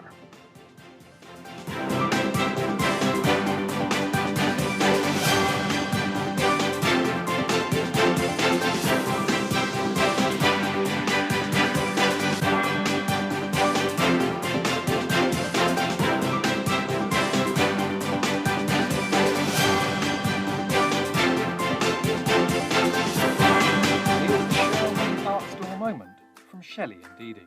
We're the only full art store in the Bahamas. If we don't have it, we make a list, and trust me, our boss can get that. If you need that, he can get that. You can find sketchbooks, acrylics, the canvases in all sizes, stencils. We have the Angelus that they use on shoes and leathers. We're the only persons in Nassau that carries the Montana spray. We have the Krylon sprays, watercolor and paints, the oil, chalk paints, the alcohol paint, metallic paints, the little Floetrol, and we have cleaning products for the artists, thinning products for the artists, and Crayola colors, and glitters, pencils, the Posca markers, and pastels, oil, and the acrylic pastels, dyes. We also have airbrush paint. I didn't forget that part of the movie. Gift sets, hobby craft, Oil shrimp, stew shrimp, shrimp gumbo. But art supplies. We have a lot of them. Sherwin-Williams Art Store. Find colour in every day. Mommy, are you renting to Santa too? You have Santa. I have CIBC Caribbean. CIBC has sweetened the season, so you can bring your holiday dreams to life and wrap a new home or land with incredible cashback deals. Plus, your approved loan gives you a chance to win up to US $5,000. Apply now at www.cibccaribbean.com/sweeten the season. Terms and conditions apply. Looking for insurance at General Insurance? We've got you covered. Whether it's motor insurance with flexible options for third-party liability and comprehensive coverage, or commercial insurance products that protect your business, we have choices you can afford. Own a home or renting? Our home insurance products have just what you need. And for the adventurers out there, we offer marine insurance too. Visit our website or social media pages for contact information and quotes. Star General, insurance made simple. Marco's is so bad. Don't think small, think big. The big XL deal at Marco's Pizza is just $16.50. One extra large, one topping pizza you'll love at a great price. Big nights need big pizza. Made with our founder's signature sauce, fresh cheese, and fresh dough. Taste the freshness in every slice. Big slices, big flavor, big value. Order now at MarcosPizzaBahamas.com. Go big tonight with Marco's. No one likes a fender bender. Oh, man. From a little scratch to a full mashup, NUA Insurance has got you covered with auto insurance tailored to fit your needs and budget. For affordable rates with free on-site accident assistance. And just ask us. NUA Insurance. Ask us, because we've got you covered. Tired of banks forcing you to use technology to bank the way they want you to? Your convenience is important. So no matter what your banking needs, Commonwealth Bank's friendly staff are always available in branch for that personal one-on-one service. But when you choose technology, our online and mobile banking app offers you state-of-the-art functionality. The choice is yours. Commonwealth Bank. Bank the way you want.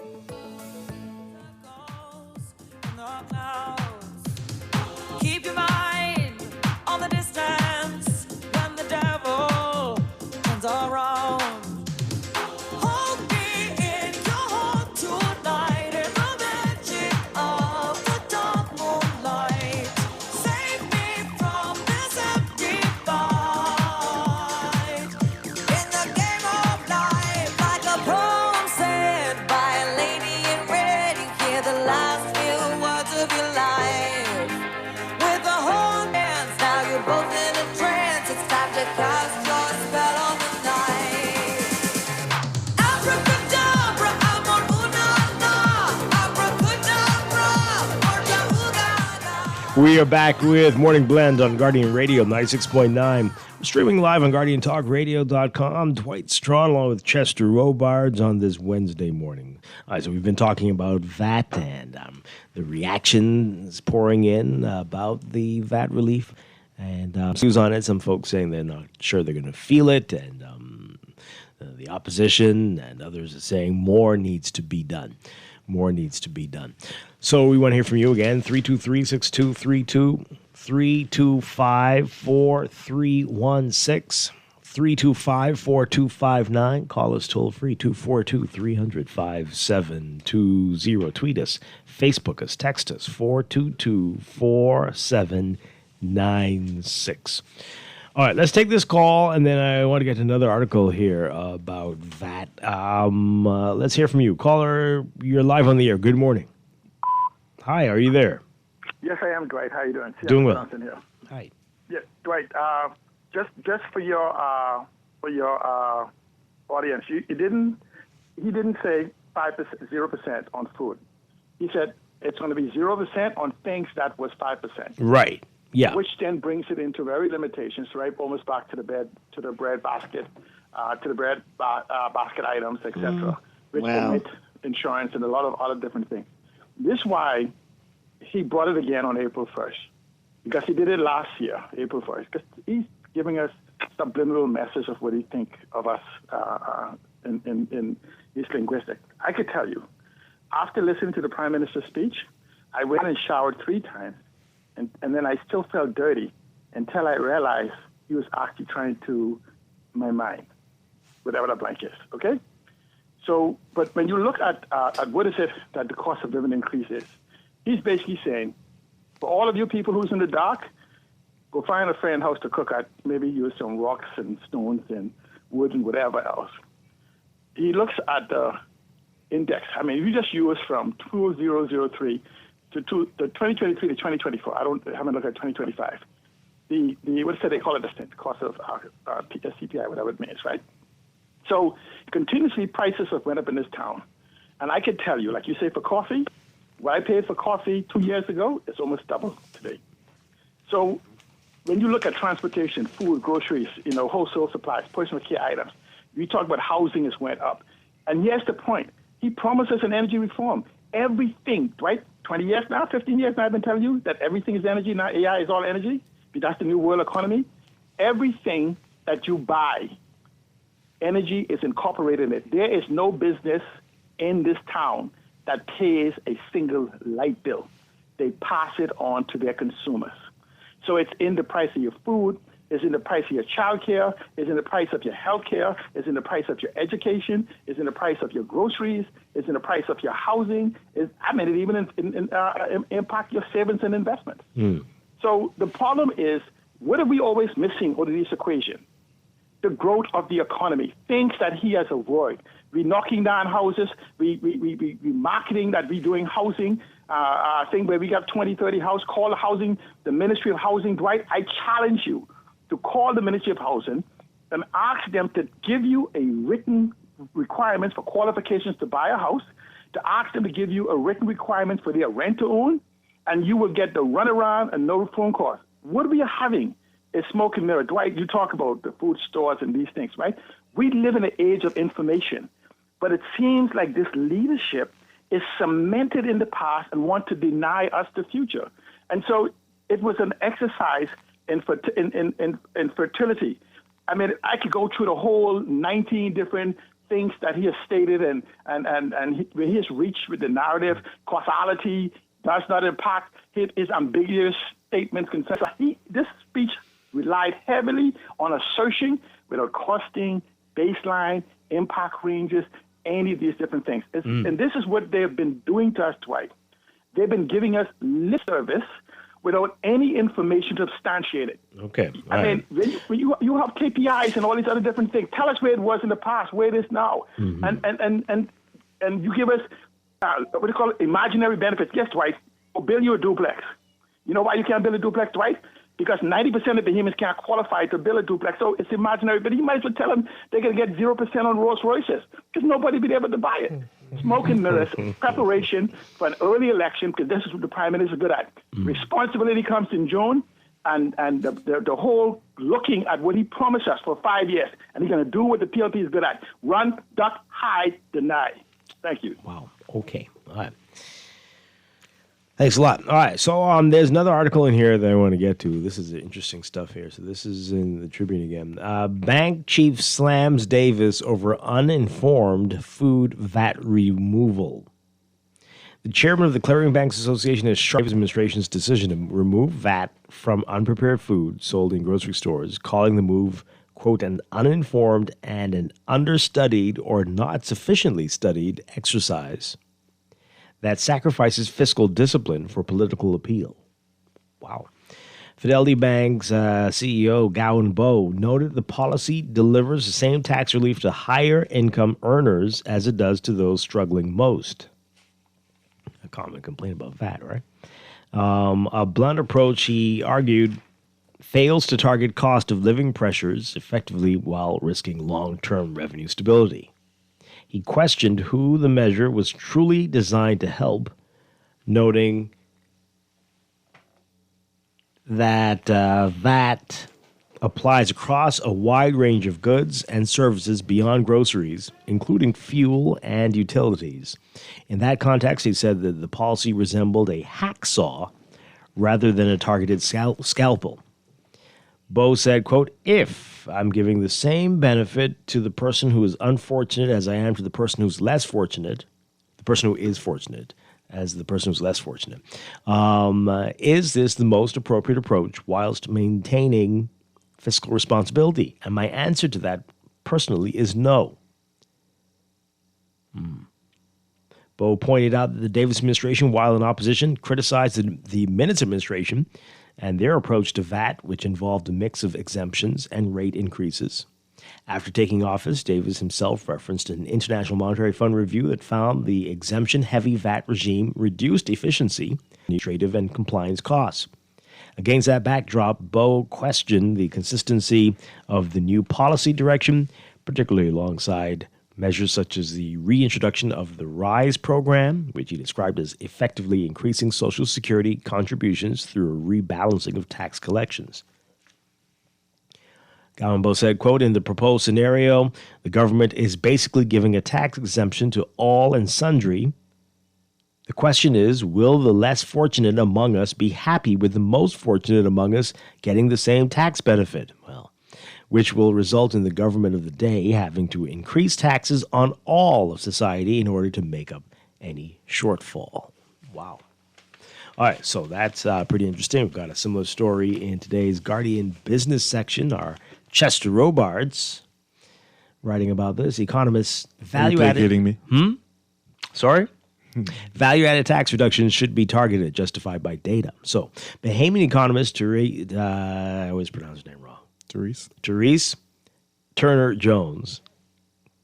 I want to say Therese, but anyway. Therese Turner-Jones does not think a reduction in value-added tax on all food sold in food stores is helpful, suggesting that the government should instead look at reducing tax only for those who need it most, in order to reduce a large disruption to the country's revenue. The economists all saying the same thing. She said, quote, on the one hand, yes, everybody will get a relief on their grocery bill, but not everybody needs relief on their grocery bill. If you're going to give subsidies, it should be targeted. And that way you don't waste money by giving to people who can afford to pay the taxes on their grocery bill. Turner-Jones further stated that she is a believer in having a properly funded and operating Social Security program that puts money in the hands of those who need it most, based on at or near the poverty line. In a national address on Monday night, of course, Prime Minister Davis announced the removal of VAT on all food sold in supermarkets except for prepared meals sold hot or ready to eat. So again, he said what was 5 would be down to 0. I don't think everything was at 5, as Seattle was saying, but a lot of things, and it's more than just breadbasket. Davis' removal of VAT was implemented because, quote, too many households are still feeling the strain of high prices. But Turner-Jones questioned whether the government could afford to remove that VAT revenue from its pockets. She says, quote, at the end of the day, what is it going to cost? And what are they offsetting those giveaways with? Are they going to reduce spending on something? Are they going to raise taxes on something else? She added that the country's growth projections continue to suggest that there is still not real growth. She explained that employment levels remain too high. According to say unemployment. Unemployment levels. Okay. Unemployment levels remain too high, yes. According to Turner-Jones, the Prime Minister's national address should have included an update on the country's fiscal position so that Bahamians could understand in real time how the government is justifying its move to deliver on affordability. Have we ever had that? No. Okay. I don't think so. I don't recall that ever happening.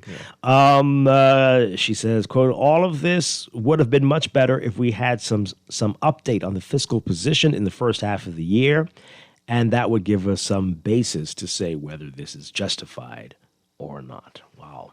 All right, so you've got a number of people saying the same thing. This cannot be so haphazard. This has got to make sense. Right. When is the shoe going to drop? What are you waiting for? What are you trying to do? Who are you trying to impress here with this? Wow. All right, so let's get your reaction to that. 323-6232.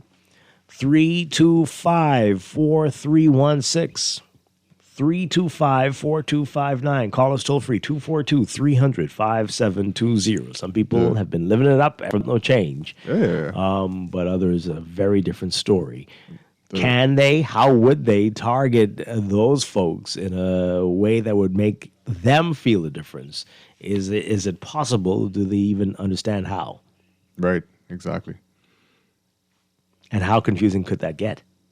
And it was asked of me yesterday, like, do you know what the Social Security program looks like? And I honestly do not, to be honest. Are you talking about it in general? Or Rise in general, or something specific? Yeah, like Rise and how money is distributed to people who need it. Based on how many churn and stuff. Like, I honestly don't quite know the exact layout of that. Yeah. And again, that is another department that doesn't talk to the media much, right? And it's unfortunate. It wasn't always like that. I'm not sure what has happened in the last few years, but I guess if you need to know, you know, which is unfortunate. Yeah. Which is very unfortunate. Let's take these calls. Good morning, caller. You're on the air. Morning, Dwight. How you doing? Doing well. Good morning. Dwight, do you ever think you live the day to see this country run right? I do hope. I don't know if I do hope. I don't know if I will. This country, everybody have a different answer every day. It is. Well, that's true. It's subjective, right? So I don't think I can't please everybody. So you never see that day come. Thank you. Well, oh boy, that's really pessimistic. There's nobody who's going to think it's being run right. If I felt. But I'm still optimistic. I'm still hopeful. But of course, everybody thinks that there are issues in their own country, right? Yeah. So I guarantee you, there's no perfect place. But we do make some odd decisions here, and the things that we see right in front of our face that we do not address until it is like insurmountable, which puzzles me every minute of the day. I don't get it. Just driving around yesterday, the number of insane people. I'm taking pictures now of everything. I've got all your license plate numbers. But I don't get it. And then we still don't have a system in place so we can prosecute these people who are terrorizing us on the streets, right? We've been told that it's coming, that this is one day, this and that, but yet here we are. And it continues to feel like this is a place of lawlessness and that it's encouraged. Yep. And this is contributing to the problems, right? If people could feel that you can't do that and get away with it. But everybody's doing whatever they want. Correct. It seems. Things happen and you wonder, wait, is he going to get charged? Did somebody get charged? Will there be consequences? It depends. And it shouldn't be like that. It shouldn't be like that. Let's take another call. Good morning. You're on the air. Hey, morning, Dwight. And your guest. How you doing? Good morning. Hey, Radio Chief. Hey, I was in Charlottesville food store, right? And I saw some white people. They got money. Dwight, them people was dashing through the aisle for ramen noodles. Dwight, the point of me saying this is, right, no matter how much money you have, everyone have to admit the cost of food is too high at least. I go on there look for some lamb chop, right? The first thing came out of my mouth, I say, WTF. Dwight, you see how much the price of a lamb chop? I hear you. No matter, that's what I'm trying to tell you. No matter, I make a good amount of money. Okay. No matter how much money you're making in this country, everyone have to admit the price of food is too high. It's ridiculous. Indeed. Thank you very much. Appreciate it. And I just want to say, just because they went for ramen noodles doesn't mean that they are poor. And I think some people like ramen noodles. So that's also, you can't use that as a barometer. Never heard of Charlottesville food store. Is that the proper name for it? Did he mean the one at Old Fort? But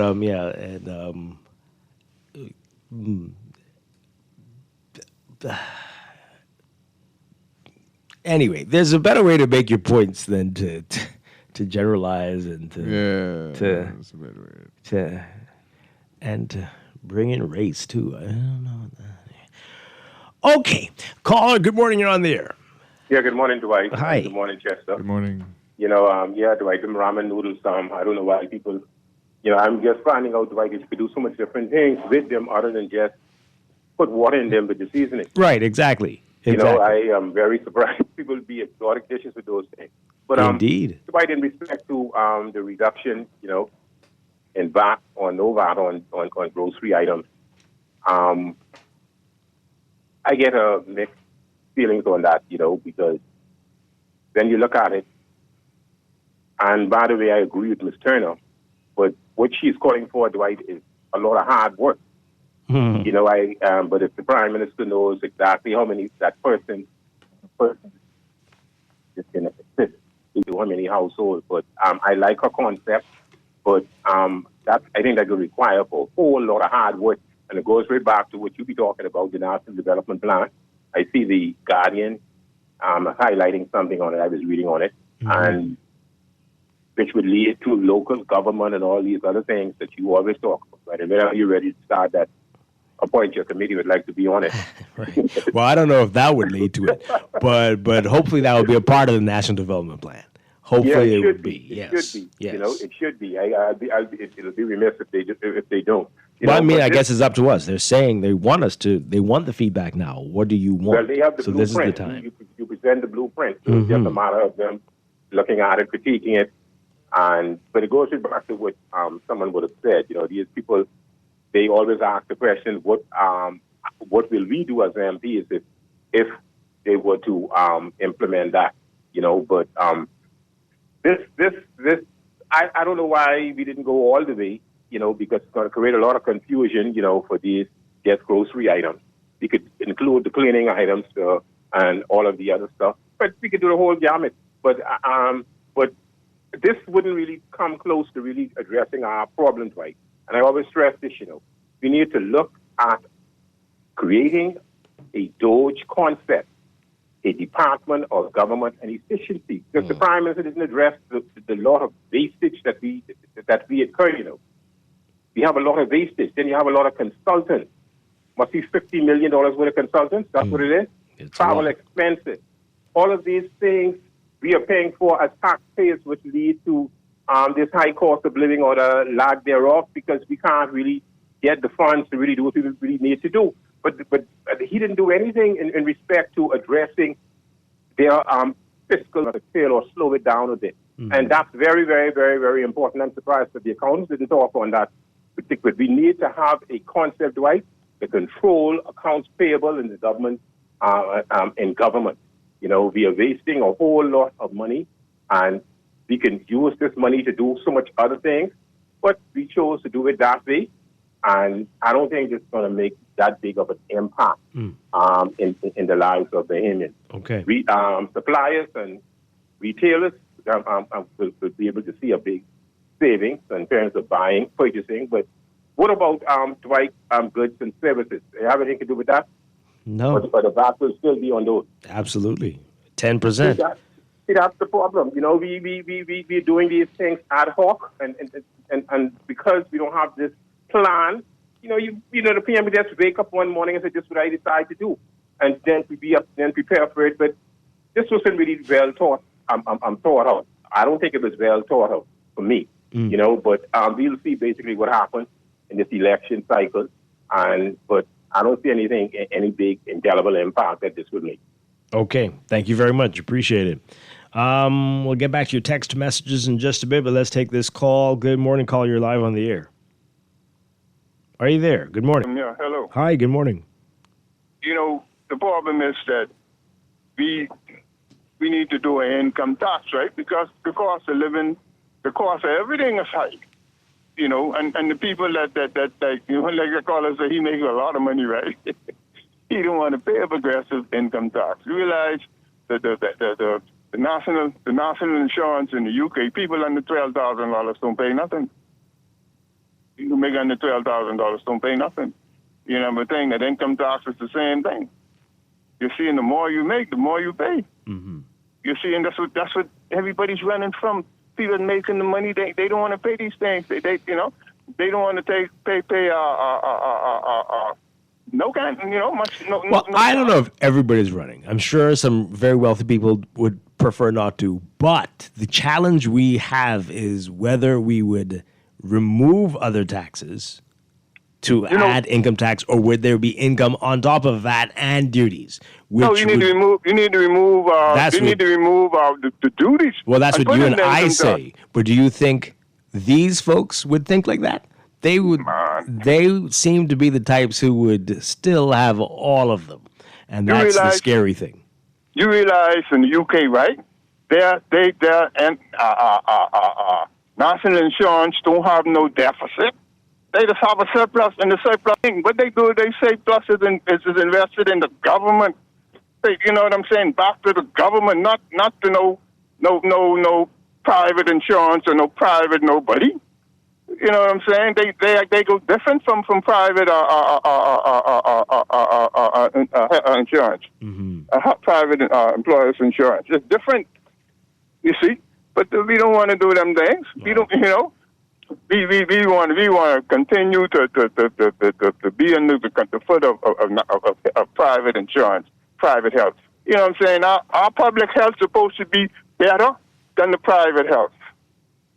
You understand me? That's the problem we have. You see the things like We got a long way to education, go before that. the government don't. Okay, for us to do anything we want to do in this country to improve on anything, the government needs to invest in education. You understand me? If you want to farm, you got to do. We can't. We only have 1% of our farm land. Land, and the soil ain't no good. You understand me? So anyway, for us to feed ourselves, is we got to do what you call a greenhouse, and that ain't what you call it. No poor, no cheap, no uneducated labor. You understand me? They the best of labor. You understand me? You got to compete with every other industry for that. Yeah. You see, we it's all backyard thing. That's foolishness. The farm we doing, that's foolishness. The government, and we worrying about the farmers and the farmers and them worrying about how much they making. You understand what I'm saying? Come on, man. We've got a long way to go.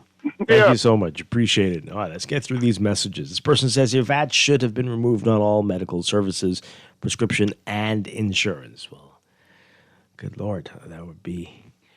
They just get rid of that. Then all that. Okay. Well, and I'm not saying that they shouldn't, but that would be a lot. Let's go down. Why? As the owners are not paying VAT when they buy the groceries to prepare the food they serve us. But let's see. That you need to think about that very carefully. That's not no. And there's gonna be a whole lot of other things they have to buy that won't go down. So no. I doubt it. Doubt it very seriously. Can you imagine what would have to change for restaurants to change their prices? That would, not even duty would cause that to change their prices. Again, once you go up, it's very hard to bring certain things down. Because when you start hitting them savings and carrying home more money as the business person. Yeah, that too. Plus, you can reinvest in things that you needed, and but it's not. It's just people are so snobby around here that their prices are cheaper now. Like, plenty of people will not go back to that restaurant. Like, why are the prices down so much? Like, people, what are you all trying to do now? What is this? Wait, place? what? You don't. We'll talk so? off here. I think there are a lot of people who are very, very strange. That is very strange. A lot of people will love it, and some people will be like, I don't think this is a place for me anymore. Because the other issue on that one, though, I don't think it's going to work like that. And as people have brought up, electricity costs are all over the place, depending on the time of the year. And there are other issues as well. And costs are going up. So whether there's VAT on it or not, the material, the source, the coffee, the other foods, the prices are going up because of things happening in the world, which is what we're supposed to talk about. We might have an issue this morning, but global events impacting the economy, and we are not immune to that. Not immune to that at all. So that would be a nice thought, but don't count on it.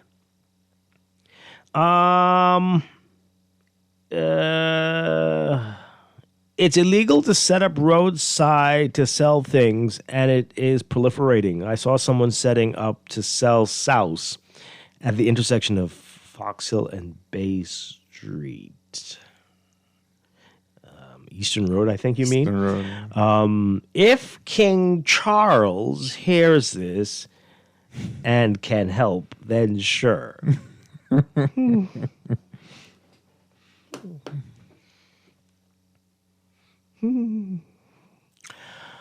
Oh, man.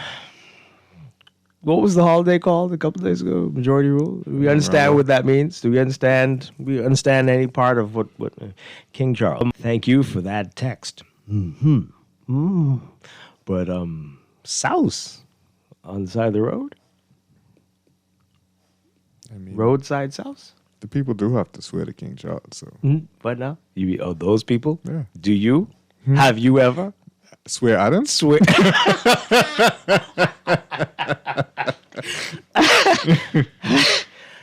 Oh, see now, I do often have an issue with that song that was Song of the Year last year. Not Like Us, but sometimes it really fits.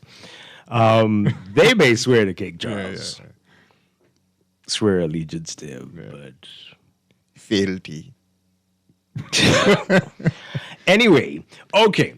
This was discussed when VAT was first implemented. A standard VAT across everything was a simpler scheme, and due to simplicity, would prevent attempts at fraud. I agree with Gowan Bowe. This is haphazard pandering. Wow. Well, I mean, we've heard that over and over again. Yeah. Like, you know what? Set Also, it and forget it. I need to go back to our shows from when VAT was being implemented, because I guarantee you the people on the committees, when they were on these shows, they had charts and they were showing you that especially if you were importing things, that along the way, different people along the way would pay a different VAT, right? You remember this? And that in the end, the total would be the 7.5%. Instead, you remember? Don't you remember? 3% here, 3% there, and blah blah blah. And then at the end, it'll be 7.5 by the time it got to the consumer. But when did it get to be 7.5, 7.5, 7.5, 7.5, and now 10 across the board, so that you're paying 10% VAT at a number of spots, at least twice if you're bringing in something, and probably more if you are getting a service from somebody who. When did that happen? Because people are paying 30% VAT. Yeah. Yeah. And nobody seems to have a problem with this. Exactly. I mean, let me not be like the people who call in the show. Very few people seem to be talking about this. And 3 administrations now have gone through with us getting double charged, triple charged VAT, and nobody's saying anything. Yeah. I was flabbergasted when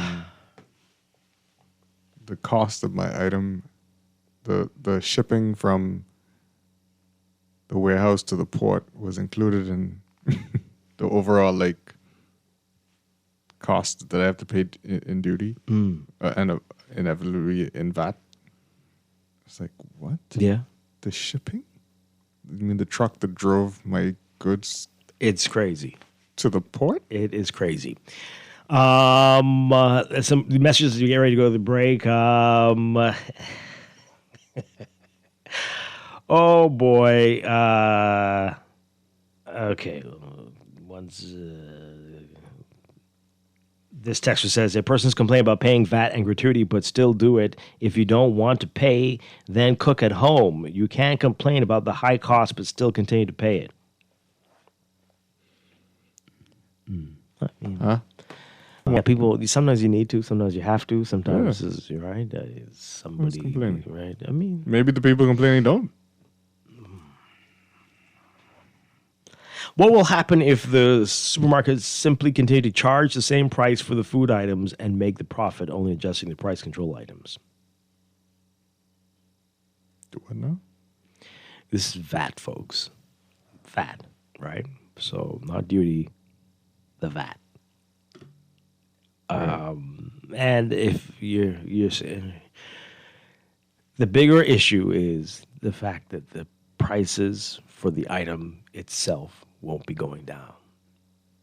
And unfortunately, we're being told that the prices will likely go up. Right. So it will be maybe even more than what the VAT would have been had it been on it. And when that happens, I guess some of you will say, "Oh, this is supposed to be VAT free. How come you charge?" But it's not the VAT that's causing the price to go up. Mm-hmm. So everyone's gonna have to be smarter at this and pay attention. But you got bigger problems to worry about. That's the scary thing, and that this will be a blip on the radar on your that is your grocery bill. Mm. Unfortunately, that's how bad things are, thanks to what we're seeing in the world. But we were saying it earlier in the show that we do notice some prices have gone down on items where the duty was reduced, and when there is a duty reduction, you generally see most of our grocery stores are run by scrupulous people, and you will see the prices go down. Yeah, most of them, and that's where we see a big difference. Duty reductions. Yeah. Osman says, I bought a loaf of bread for $4.60 from one store and went to another and bought the same for $5.20. What's up with that? Got to talk to them. Mm-hmm. There could be some good reasons. There could be. The Prime Minister should remove VAT off of hygiene products, which everyone needs, and off medication. These should be VAT-free. You and I know that businesses are already raising prices to cannibalize the VAT-free items in April 1st. I don't know that. I don't know that at all. Talking about VAT, do we know how much VAT has been collected since its inception? You can easily find that out. It's in the every year with the budget. It's in there if you want to go. The person who ordered the pizza can solve the 40% VAT. Do not buy from them anymore. Mm-hmm. Okay. And this person says here, in the Bahamas, looks like they are encouraging being fat and unhealthy. Looking at a big, fat, diabetic-prone news reporter is appalling. What? Why hasn't the Prime Minister increased VAT on junk food? What will that do? And how much VAT? Like, how much VAT are you talking about? I'm stuck on it. What about the news reporter? What? I don't know what's going on. Oh, my God. Okay. Has The Guardian launched an investigation into how the recent... Okay, we're going to leave that one there.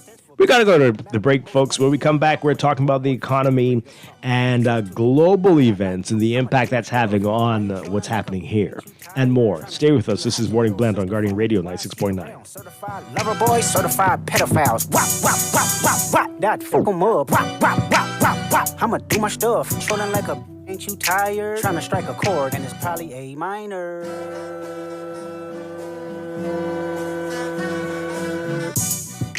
In the world of business, technology is choice. It's a necessity, and for businesses that demand excellence, there's only one choice for unparalleled support and cutting-edge technology.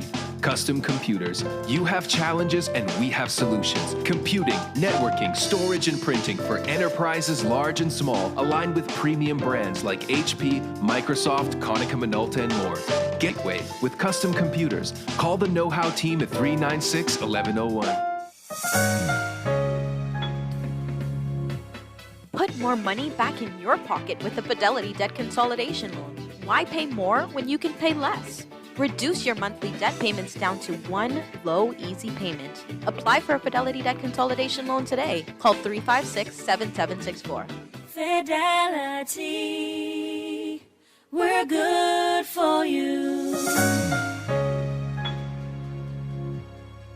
Southwest Plaza has so many stores, I've been trying to find a sensible way to list them all. There's CBS Bahamas, the Ashai Institute, BENC Snack World, Bamboo Shack Bahamas, there the Athlete's Foot and BTC, Games and More, John Bull Fine Threads, Alive, Bahari, Dairy Queen, 700 Wines and Spirits, Sandy's Clocks and Island Luck, Starbucks and Lowe's Pharmacy, plus Marco's Pizza and Lorraine. Southwest Plaza, what a wide array of stores. Southwest Plaza, stop by today and explore. This is Guardian Radio 96.9 FM, streaming on GuardianTalkRadio.com and the Guardian Radio app, Nassau, Bahamas.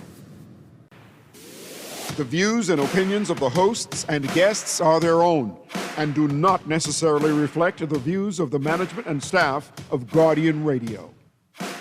Wake up, it's a new day. Wake up, it's a new day.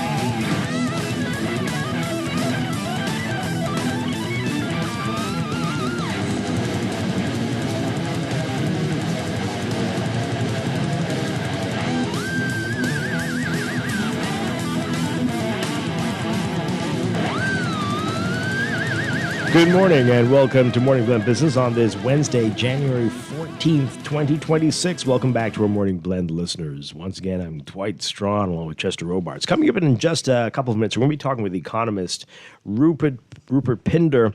We're going to be talking about the impact of global events on the Bahamian economy. We've been talking about some of that already for the day, with prices on a number of goods expected to go up this year. Prices have been going up steadily since the pandemic, and it's expected to continue.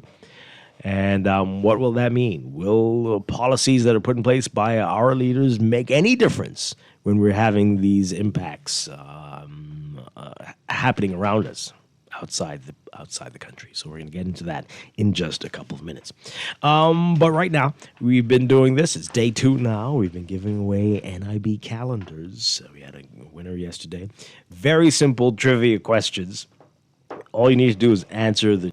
And we're going to do another one today. These are beautiful calendars that you can use to keep track of everything going on in your life. So be the first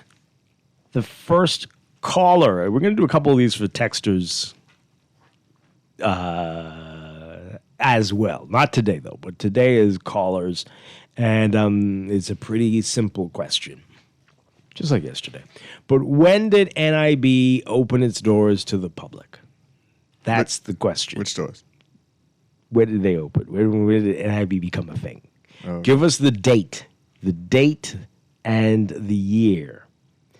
When did NIB open its doors to the public? If you are the first with the right answer, you will win. Give us a call, 323-6232 or 325-4316, 325-4259, and you can be the winner. Wait, somebody just called in. Let's see if we can get them in. Caller, good morning. Are you there? Hi, caller. Are you there? You're live. Are you there? I don't know if I have the... All right, call back 323-6232, 325-4316. Let's see if we can get this caller on the air. Good morning, caller. Do you have the answer to the trivia question? Let's take that other one. Good morning, caller. You're live on the air. Hi. You have the answer to the trivia question? October 7, 1974. There you go. Thank you very much. Stay on the line. Give the producer your name and number, and you can come to the Guardian and collect your prize. Just give them your name and your number. So hold on and to give the producer the number. Thank you. Appreciate it. All right. So we got a winner. Yeah. October 7th, 1974. We're going to take a quest. Economist Rupert Pinder. Got a lot to talk with him about this morning. Stay with us. This is Morning Blend Business on Guardian Radio 96.9.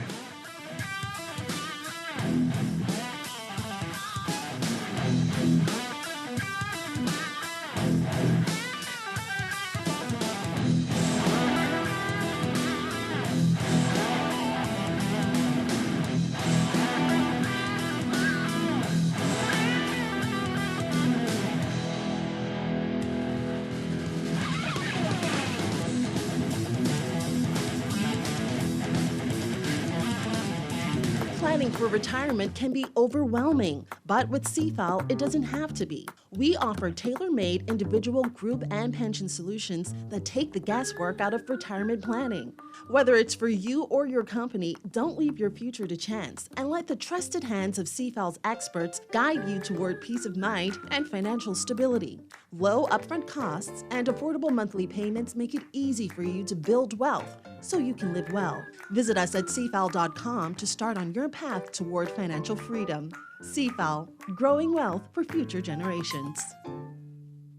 Screws and Fasteners World, Balfour Avenue and Palm Beach Street, has those hard-to-find fasteners for you right now. You can find bolts, galvanized bolts, threaded rods, nails, self-tap screws, sex bolts, anchor bolts, turnbuckles, masonry tools, hand tools, and weed whacker strings. Check out the rope selection and car body fasteners, too. Special orders are welcome.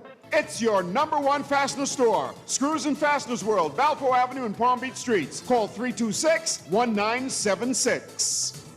Step inside the John Baptiste Jazz Club at Bahamar, where the rhythm of the islands of the Bahamas meets the soul of New Orleans. Every night, the lights dim, the music swells, and the air fills with that unmistakable energy, the kind that makes you close your eyes and just feel. Savor signature cocktails, curated small plates, and live class musicians, all in an intimate, artfully designed space where every seat has a story. Whether it's a romantic night out or a spontaneous evening with friends, this is where you want to be. The John Baptiste Jazz Club, only at Bahamar. Reserve your table now at bahamar.com/jazz club or through the Bahamar app, because every evening plays its own tune.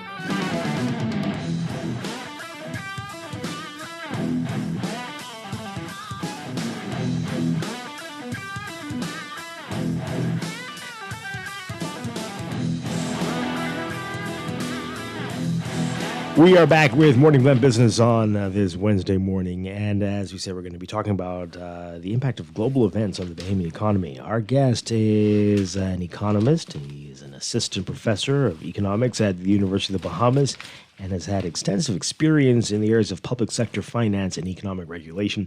Rupert Pinder, no stranger to Guardian Radio and to speaking on matters, and we always appreciate that. Great to have you with us this morning. Thank you, Dwight. Thanks for having me. All right, so events, it nonstop, it seems. Something every day is happening. World leaders announcing something, or something is blowing up. And definitely we've been seeing the impact for a while over the past few years, since the pandemic especially. But these do have direct impacts on what happens in the Bahamas, do they not? I mean, there's no question about it. I mean, the whole world is really interconnected. Mm-hmm. However, one of the things I guess these days I tend to do is stay clear in terms of some of the predictions, because, you would recall last year when there were all these announcements in terms of some of the tariff changes, mm-hmm. right? So, for example, the United States will look in terms of how they're going to impose these reciprocal tariffs on China.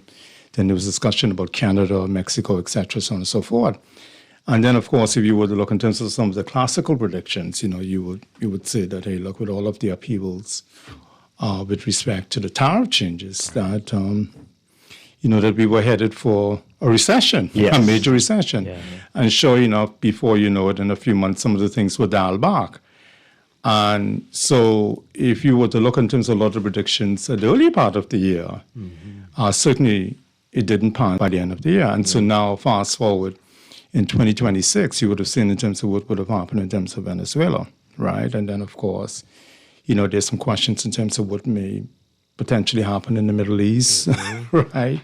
And then, of course, again, you have in terms of potential in terms of Cuba. And then, of course, Colombia obviously is very unsettled in terms of what is happening there in Venezuela to the extent to which they share a border. Right. And so the question is, what will be the knock-on effects with respect to the entire Latin America? Yeah. Mm-hmm. And so one of the things here is that, as you can see by way of the financial markets, everything is really connected.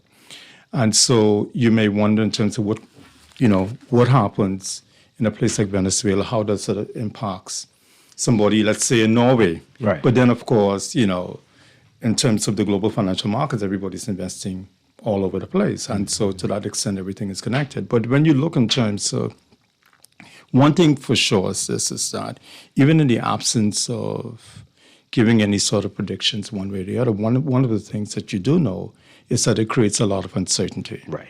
And with uncertainty, these things are built into these financial models. I mean, to the extent to which you have uncertainty, what you'll have is that you could very well see a pullback in terms of maybe some of the investment plans, etc. So definitely will have a knock-on effect. But I guess for the most part, it has to be a watch and see. Mm-hmm.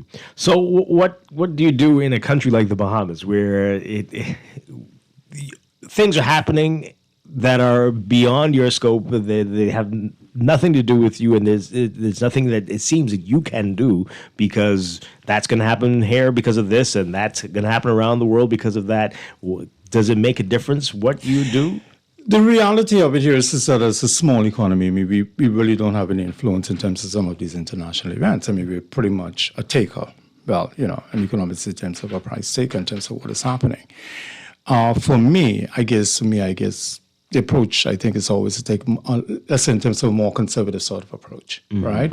Assuming that, hey, look, that you will be impacted. So in other words, you don't carry on as though it's a party in terms of 1975, right? I mean, you have to take into account in terms of what is happening globally and obviously in terms of being able to make the overall adjustments. And one of the things here is that I think if there's one thing, I think you have to become very much data dependent, right? You have to watch in terms of overall trends. You have to see in terms of what is happening with respect to your occupancy, travel, and to the extent to which you are prepared to make the overall sort of pivot. But of course, the reality of it here is that we all know, let us call it for what is in terms of the elephant in the room, and that is that it's happening this year. And of course, the natural tendency, in an election year is obviously not necessarily to cut back, right? Right? But instead, but again, I mean, you have to take into consideration the long game. Mm-hmm. Wow. All right. We've just kind of trying to figure out in terms of self-reliance, right? Because we talked about that. It seems like it was a big ticket item in the last administration, but this administration seemed to try to move forward really quickly on food security kinds of stuff. In situations where you're looking at the global picture and you're thinking this could get bad, do you ramp up spending on trying to make yourself a little more or less dependent on the rest of the world? Well, the reality of it here is that, and I think what you're alluding to, and you can obviously help me with this one, is I think what you may be pushing towards is really in terms of this whole question of diversification, et cetera, right? In terms of, let's say, more in terms of development of the agricultural sector. Yeah. The reality of it here is as a small economy, you really don't have the resources in terms of this sort of diversification that we talk about. I mean, you can be selective, maybe in terms of some of the areas that you target. But the reality of it here is that, and I guess, again, some of my friends in agriculture obviously would correct me. I think, you have a lot by way of the technology that gets in terms of hydroponics, maybe less reliance in terms of some of the traditional soil type base in terms of agriculture. But the reality of it here is that I remember about 40 years ago, I think I was still a student in primary school at the time, when I think the Taiwanese had conducted a study many, many, many years ago. And one of the things that you find is that our soil type is not conducive to large-scale agriculture. Our soil type is largely calcium carbonate, right? And I think people don't recognize that. Again, yes, I'm sure that the experts will correct me to the extent to which, maybe some of the technology today allows for that. But the other interesting part of it, too, as well as this, is that, and this is where I'm starting to become a believer, that there is scope for us to grow more, is that when you look in terms of the inflationary impact. So, like, for example, one of the classic arguments here is that whether it's agriculture, whether it's manufacturing, it's really in terms of our overall labor costs. So to the extent to which we can compete with Mexico or some of the other countries in the Caribbean, even in terms of growing some of our own stuff, The question is whether or not we can do it competitively. But when you look in terms of, let's say, some of the inflationary pressure, the question is whether or not we don't need to revisit that model in terms of whether or not we reduce some of the stuff. And then, of course, it's been this health push, right? To the extent to which, let us just say that you can grow things more organically. Right. And people are prepared to spend more for the organic products. They're prepared to pay a premium. And so there is the potential for some of that niche areas to explore. And again, and it's something that we keep talking about, but the question is, how far are we getting with it? And that is with respect to the industry linkages. And that is to the extent to which we can produce more, let's say, for the roads in terms of the agricultural production. Yeah. I want to go back to something you said, being data dependent, right? And we've got in the papers today, we've got bankers, economists saying that decisions seem to be being made without any real research or data. Let's talk about it, how important it is to get this right, and whether we have been making decisions just based on, I don't know what, air, haphazardly, feelings. Let's talk about the dangers of that. And certainly, one of the things here is that, based on my training, I also teach statistics as well, so I obviously have an appreciation in terms of the data. And one of the things here is that, we still have a ways to go in terms of how we collect and use data and how we respect data, right? And even from a planning perspective, right? We need to make better use of data, even in terms of the overall collection, in terms of how we use and how we make sense out of it. And I think what you're alluding to is the whole discussion in terms of the value-added tax, right? In terms of the, on the grocery items, et cetera. And obviously, for obvious reason, and I think you and I discussed that I won't go too far down that road for reasons already, we've already stated. But what I would say here is this, is that generally speaking, when you look in terms of that, the reality of a discussion in terms of how you bring some relief to people, et cetera, you may have to, make some decisions and then later on, hopefully, build your data capacity to improve your overall decision making. But the reality of it here is this, is that if you were to look in terms of, let's say, the classic economic sort of approach, the reality of it here is this, is that to me, cash transfer or targeted subsidies is always a superior approach, right? Because and listen,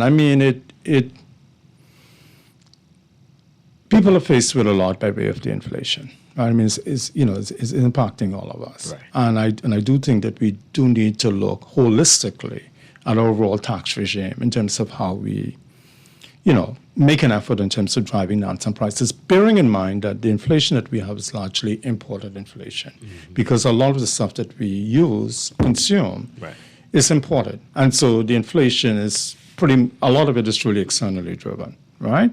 But there are certain things that you can do to exacerbate the problem, and that is in terms of your tax regime, et cetera. However, having said that, the reality of it here is this, as I see it, and again, I'm free to be challenged on this. I recall many years ago, right? I think, if I'm not mistaken, I think it was under the Ingram administration, where there was some reduction in terms of import duties on food items as a way to bring some relief. And I was just tracking one item. Right, okay. And that item happened to be yogurt. At that time, I guess I was trying to eat healthy, right? And I was eating a lot of yogurts, etc. And I remember immediately after the government had made the announcement, and so included, I never understood why, but in any event, it was one of the items that were impacted. And I remember the price of yogurt had dropped to under $1. I think it was like about 80-something cents at the time or whatever. And I was like, well, wow, okay, fine. And then within a month or two, that price crept right back up to like $1 something, whatever, blah, blah, blah, blah, blah, blah. And then you don't have to be a trained economist or whatever to know that, for the most part, how do you track these sort of things? Because bearing in mind that from a price control perspective, there's only a narrow range of products that is subject to price control. Right. And even so, even for those items that you're tracking by way of price control, you still require the resources to be able to monitor. Right. So the question is that even when you've introduced the value-added tax relief, the question then becomes, do the merchants pass on that savings to the consumers? Because it only amounts to something to the extent to which the savings are passed on, right? Because, okay, you say, well, because ultimately all the consumer cares about is that, what is there by way of the prices, et cetera, and that sort of stuff. And as I said before, it's only a narrow range of products. And the question is, we're reading in the newspaper with the food sources saying, well, hey, look, a major food source saying that, hey, look, we're not sure that we're going to meet this April 1st deadline in terms of the change of the prices, et cetera. And so the question is whether or not are the consumers going to feel it. The other part of it that you must also consider as well, and I think it's healthy to have these sort of discussions, independent of red, green, yellow, blue, whatever. You need these sort of discussions. The other thing to also consider as well is that when you look in terms of bringing relief in terms of an inflationary impact, it's not just in terms of food items. People are impacted by rent, so on and so forth, a broad range of things that are impacting them in terms of inflation.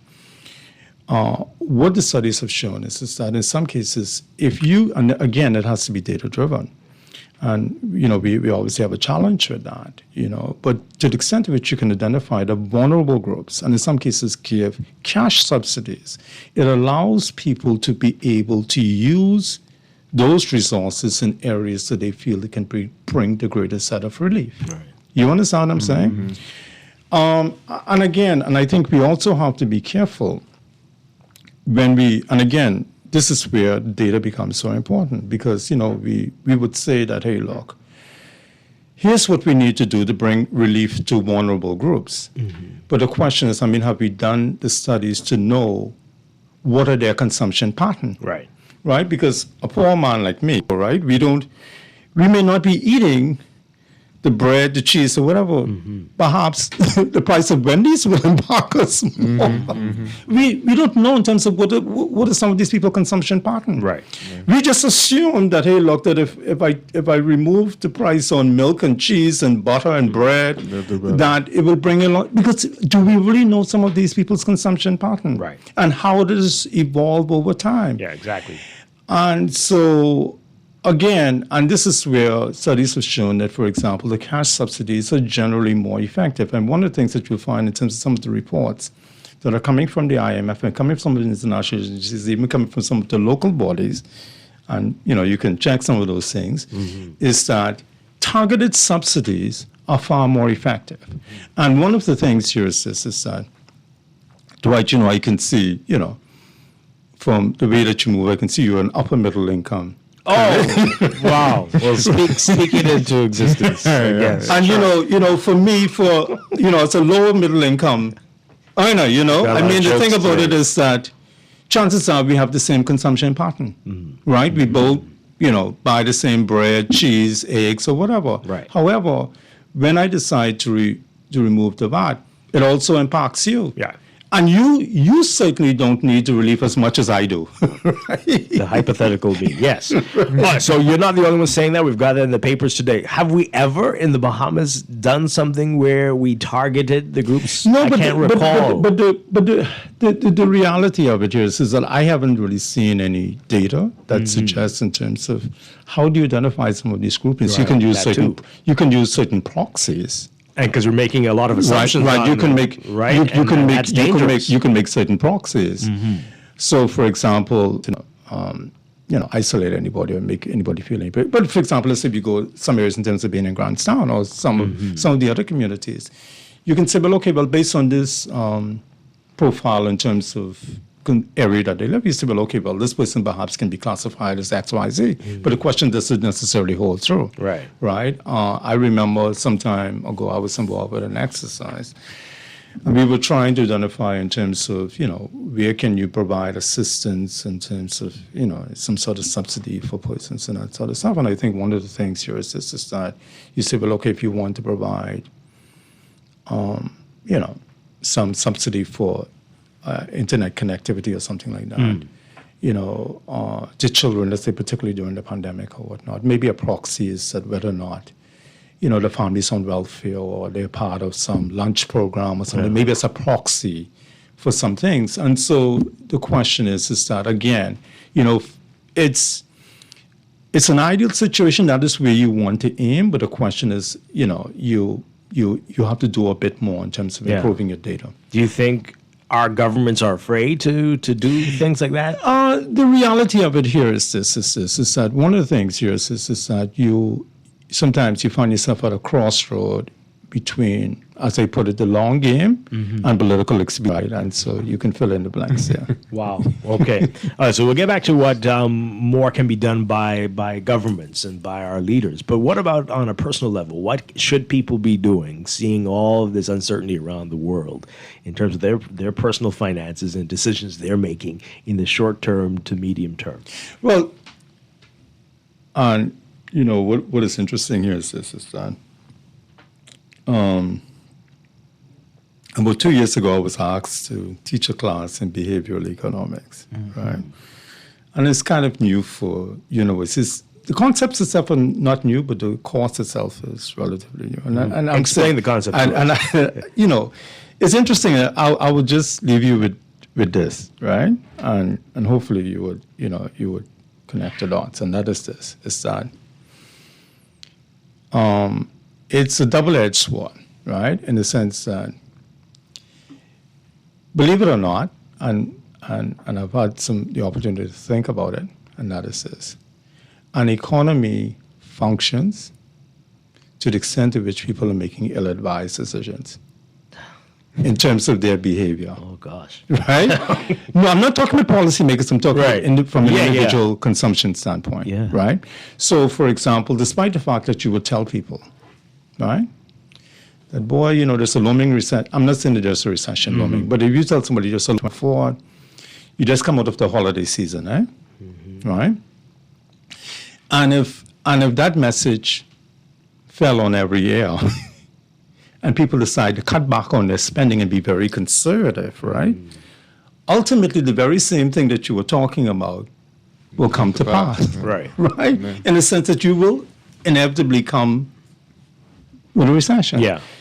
The reality of it here is that you can say as much as you want in terms of being very conservative and, watch how you spend, et cetera, and so on and so forth. Only a few people will take heed. The reality of it is that everybody will go about their business as usual, spending and partying like it's 1975. And essentially that is how the economy is going to run, because a lot of people are not going to cut back, right?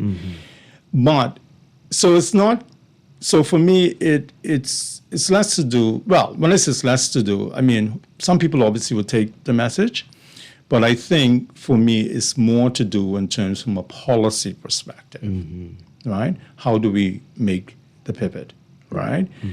And again, it's really in terms of data and, and to the extent to which people are reasonably informed, right? And this stretches from every facet of it. And I think we would have had an earlier discussion, even in terms of the tourism sector and the data, and because the economy is largely driven by that sector, and also in terms of how we treat data with respect to that sector. Fascinating stuff. We're talking with the economist Rupert Pinder. We're talking about the impact of global events on the Bahamian economy. All right, so you brought that up. We've talked about this off here, but let's get to it now. Lots of folks watching what's happening with tourism in the country. And it appears, I guess we'll hear the numbers soon, it appears that we had a lot of people stopping over. It's been challenged, that sector compared to the cruise visitors. Let's talk about that and the real impact of diminishing returns with stopover visitors and this increase in cruise visitors. What really that means for the economy. Well, one of the things is that I remember over the holidays, and not that I spent a lot of time on the holidays reading, right? But one of the things I looked at over the holidays is some data coming out of Nevada, right, in terms of in terms of how Vegas treats in terms of the tourism. And one of the things that while they do track in terms of the passengers, one of the things that they really talk a lot about in terms of their data is expenditure, That is the real tail at the tape. Right. It's not cruise passengers, not stopover. Not the number of people it's coming expenditure. It's what they spend. If you open a store today, right, and your manager came to you and says, well, 300 people passed through this store, you say, well, very good. What did we get in the register? Because 300 people, for example, if you run a fast food restaurant, in a heart of a busy street, 290 of which may be using your bathroom, and costing you more than anything else, right? Wow. So it's one thing in terms of having a head count. The question is, what is the tail of the register, right? Because that is the real tail of the tape. I remember one birthday I went to Vegas, right? And You're big timers. Right? Downplay it. Well, that's the reason why I don't have any money. You know what I mean? Right? 'Cause, you know what I mean? I spend it all. One birthday I went to Vegas, and one of the things this is just in terms of my observation. And I remember getting this fantastic room, right, for a very, very, very good price. Wow. And I'm talking like nice view, this, that, whatever, so on and so forth. And I was like, well, I feel like a big timer. With, you know what I mean? And it was not a whole lot of money. But then I quickly realized that it's apparent to me that the rooms are actually subsidized. So perhaps the state of Nevada gives the developers all of these concessions with respect to land and whatever and so on and so forth, because they just want to get the people there. Wow. And once you get there, there is the gambling, there are the shows, there are the museums, there's this, that, and the next, and so on and so forth. Right. And so, right? And that is really in terms of how you get in terms of the flow. So for me, I don't care how you arrive here. Whether you arrive by boat, plane, kite, whatever. Yeah. Once you get here, let us get you to spend. And the thing about it here is that for us to get the most in terms of the value added, we get to get the guests out of the hotels. We have to get them off the cruise ships. We have to get them to spend within the local community. And I will tell you another thing too. In my view, we've done something which is, in my view, our Achilles heel, and I've seen this over successive administration. And that is allowing the cruise ships to buy private islands. How are we going to get the value added? And the thing about it here is that, for me, I've never really got into the whole discussion in terms of ownership, etc. Because, the classic discussion in economics is always about growth, etc.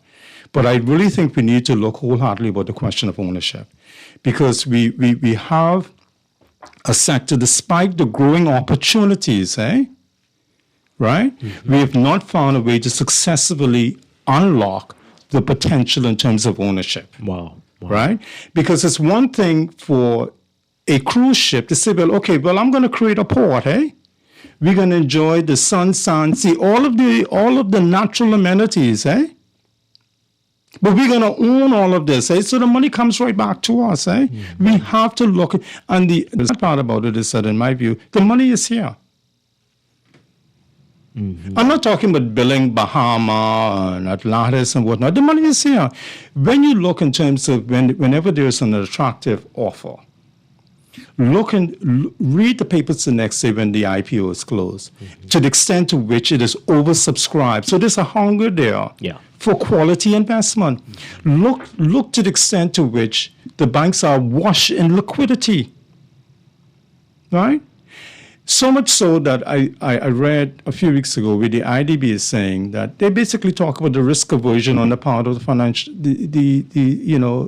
institutions, right? Even the ones that are supposed to be taking on risk in terms of certain projects, etc., in terms of startups, they're very, very, very much risk averse. The thing about it here is that the banks, like Mia Motley said in Barbados, right? Because she's having a similar conversation. The bank should not be a storehouse for money, right?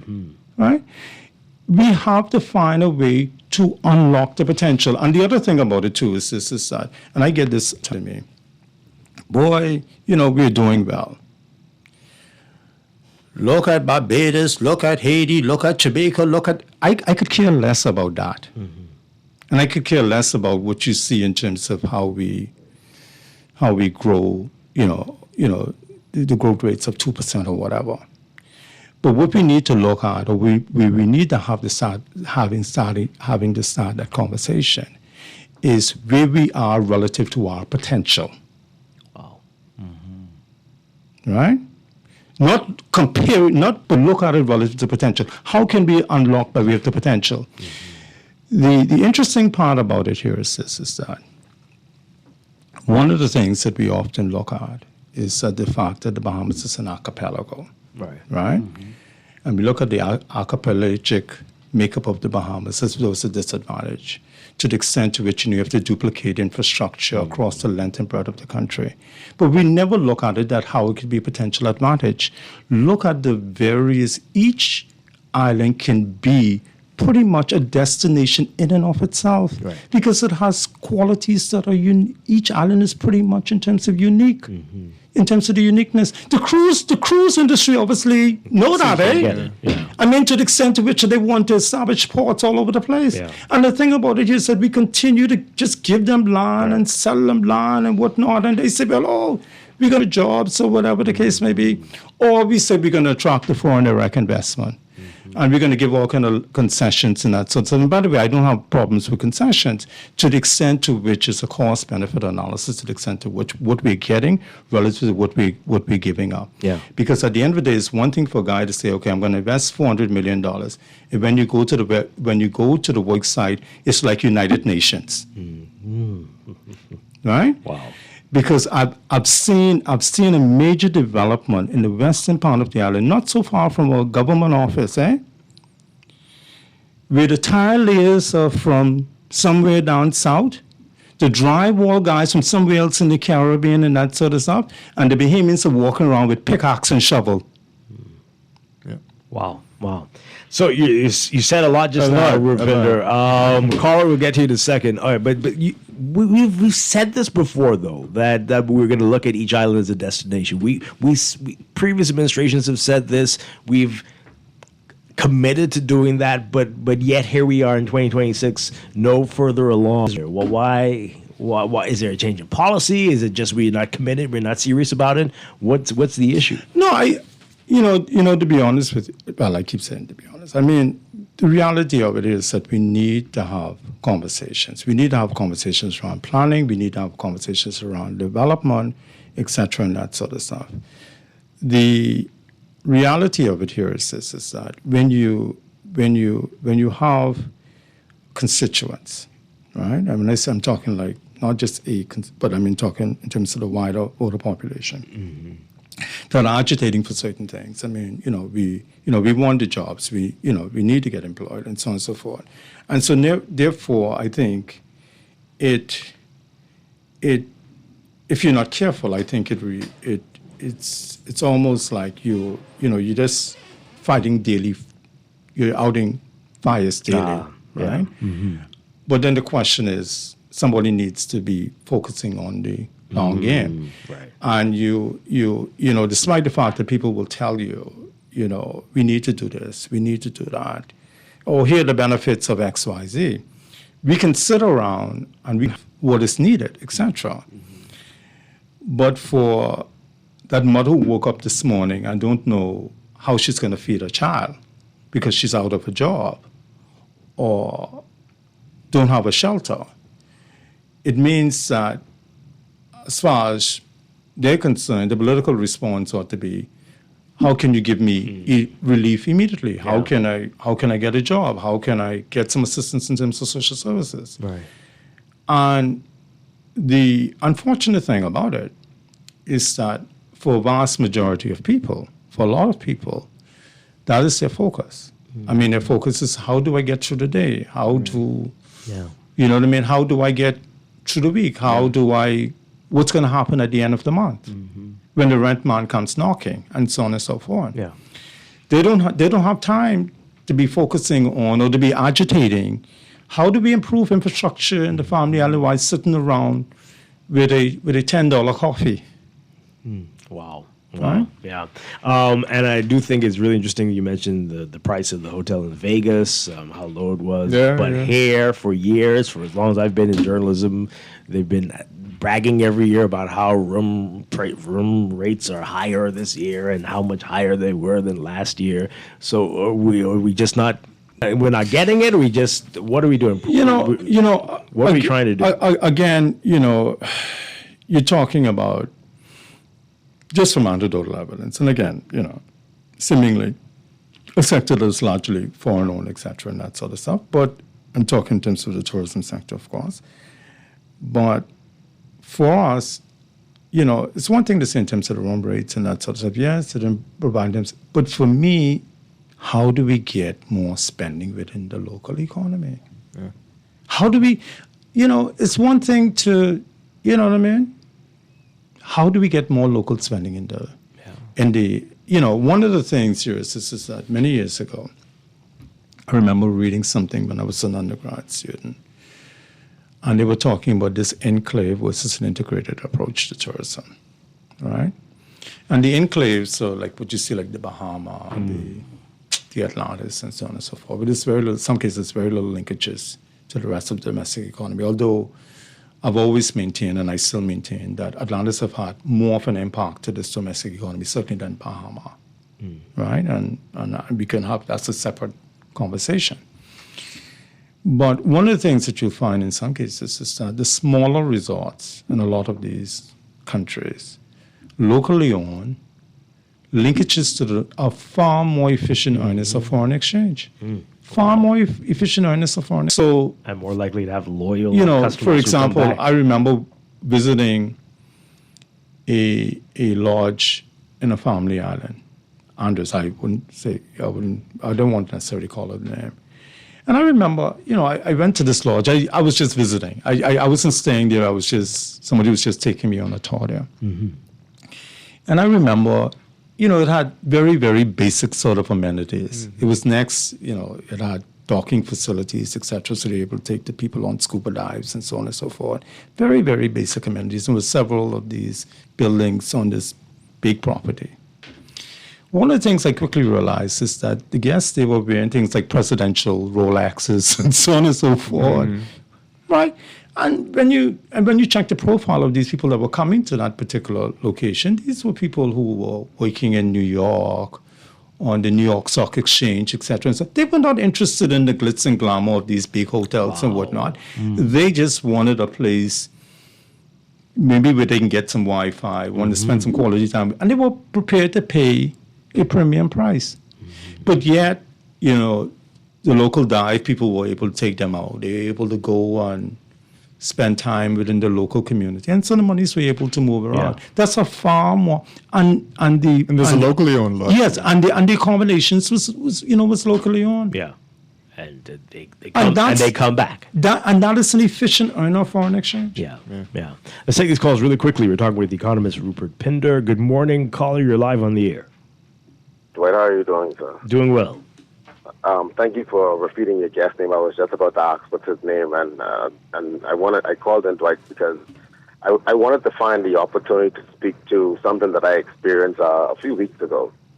First of all, I want to commend all of the Bahamian investment that the Celebration Key project. I commend it. However, like Mr. Cooper is saying, I think we really need to rethink our economic model in terms of tourism based on what I experienced as a Bahamian that lives on a family island, seeing that these cruises are coming into our country and seeming to get more out of our product economically than we as the people are from an ownership standpoint. And I think this it really needs to be rethought. Being from a family island, like this gentleman is saying, I believe these are tremendous opportunities where we can have automatic injection into these communities. If we have greater stake in the ownership of these ports versus these cruise lines owning these ports and creating these isolated, standalone operations that are heavily operated by international interests, and those monies are leaving the country, and we're only getting jobs. Yes, we may need jobs, and I I love how he broke down that mother that has to wake up and says to her member of parliament, I need a job. But beyond jobs, we also need to figure out how can we retain a greater percentage of our economic resources that derive from our natural and human resource tourism to do better. We have to rethink this model. An awesome topic. Thank you so much. Appreciate it. Caller, good morning. You're live on the air. Are you there? Hi. Hi, good morning. We can hear you. You're live. Yes? Okay. Running out of time. Let's see if we can squeeze this person in. Then we want to get your final words. Rupert Pinder. Good morning. Caller, you're live on the air. Okay. All right. They're playing games. Yeah, anyway. So where do we go from here? Well, one of the things here is that I think we need to, I think each of us need to consider that we all have a stake in this country. Mm-hmm. And I think, the conversation needs to be had in terms of how do we move the country forward. And that conversation needs to be void of the colors, but rather it has to be, I think we all need to take on a more nationalist. I think more of us need to take on a more nationalistic view. Right. And I think to the extent to which, some of us are very comfortable, right? Albeit Dwight Strachan, etc. Very, what now? right, are very comfortable. But I think, it's not just about in terms of being rich. We do everything that we can to create a better country. Mm-hmm. Yeah, absolutely. All right. And for those who are watching what's happening out there, and are very, very worried that that some very large conflict could be coming, or God knows what. What do you say to that person? Well, again, as I said before, not everybody's going to listen, right? Mm-hmm. But one of the things I say is that watch the developments, etc., and that sort of stuff, and make decisions accordingly. But what is also interesting to note here is that, and what is also amazing is that, the same tools that bring you the garbage, like LMAO, LOL, and so on and so forth, it's the same tool that could bring you lots of information, mm-hmm. right? Use it accordingly. Use it to make the appropriate decisions. Yeah. Okay. Mm-hmm. Economist Rupert Pinder, thank you so much. We've been talking about the impact of global events on the Bahamian economy and other concerns that Rupert has about how we are doing things here, and appreciate the discussion. Hopefully we'll talk again soon. Yeah.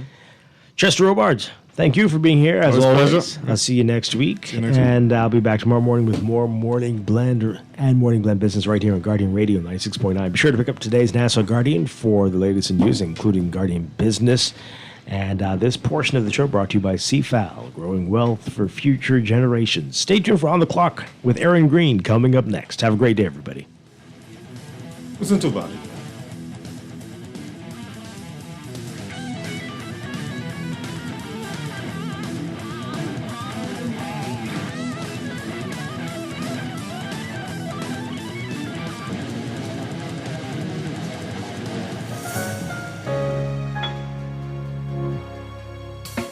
Struggling to find your financial rhythm?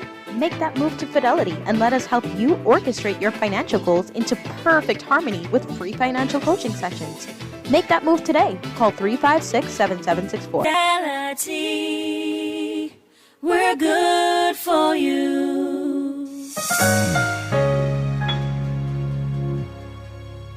You try to rest, roll with the best. For all your printing needs, there ain't no one better, no. For posters and banners, magazines and flyers, for window decals, greeting cards and newsletters. No job too big and there's no job too small. You name it, we can print it, just give us a call. Let Print Masters bring your masterpiece peace to life. Located in the Nassau Guardian Building, telephone 302-2361. At CFAL, we understand that a secure future is the greatest gift you can give your employees. That's why our tailor-made group pension solutions are designed to fit the needs of both large and small companies. With CFAL, you can provide the retirement you and your employees deserve, ensuring peace of mind and financial stability for years to come. Join the many businesses that have already entrusted SIM for their employees, and let us help you build a brighter future for your team. Visit us at cfal.com to get started on building wealth so you can live well. CFAL, growing wealth for future generations. This is Guardian Radio 96.9 FM, streaming on GuardianTalkRadio.com and the Guardian Radio app, Nassau, Bahamas.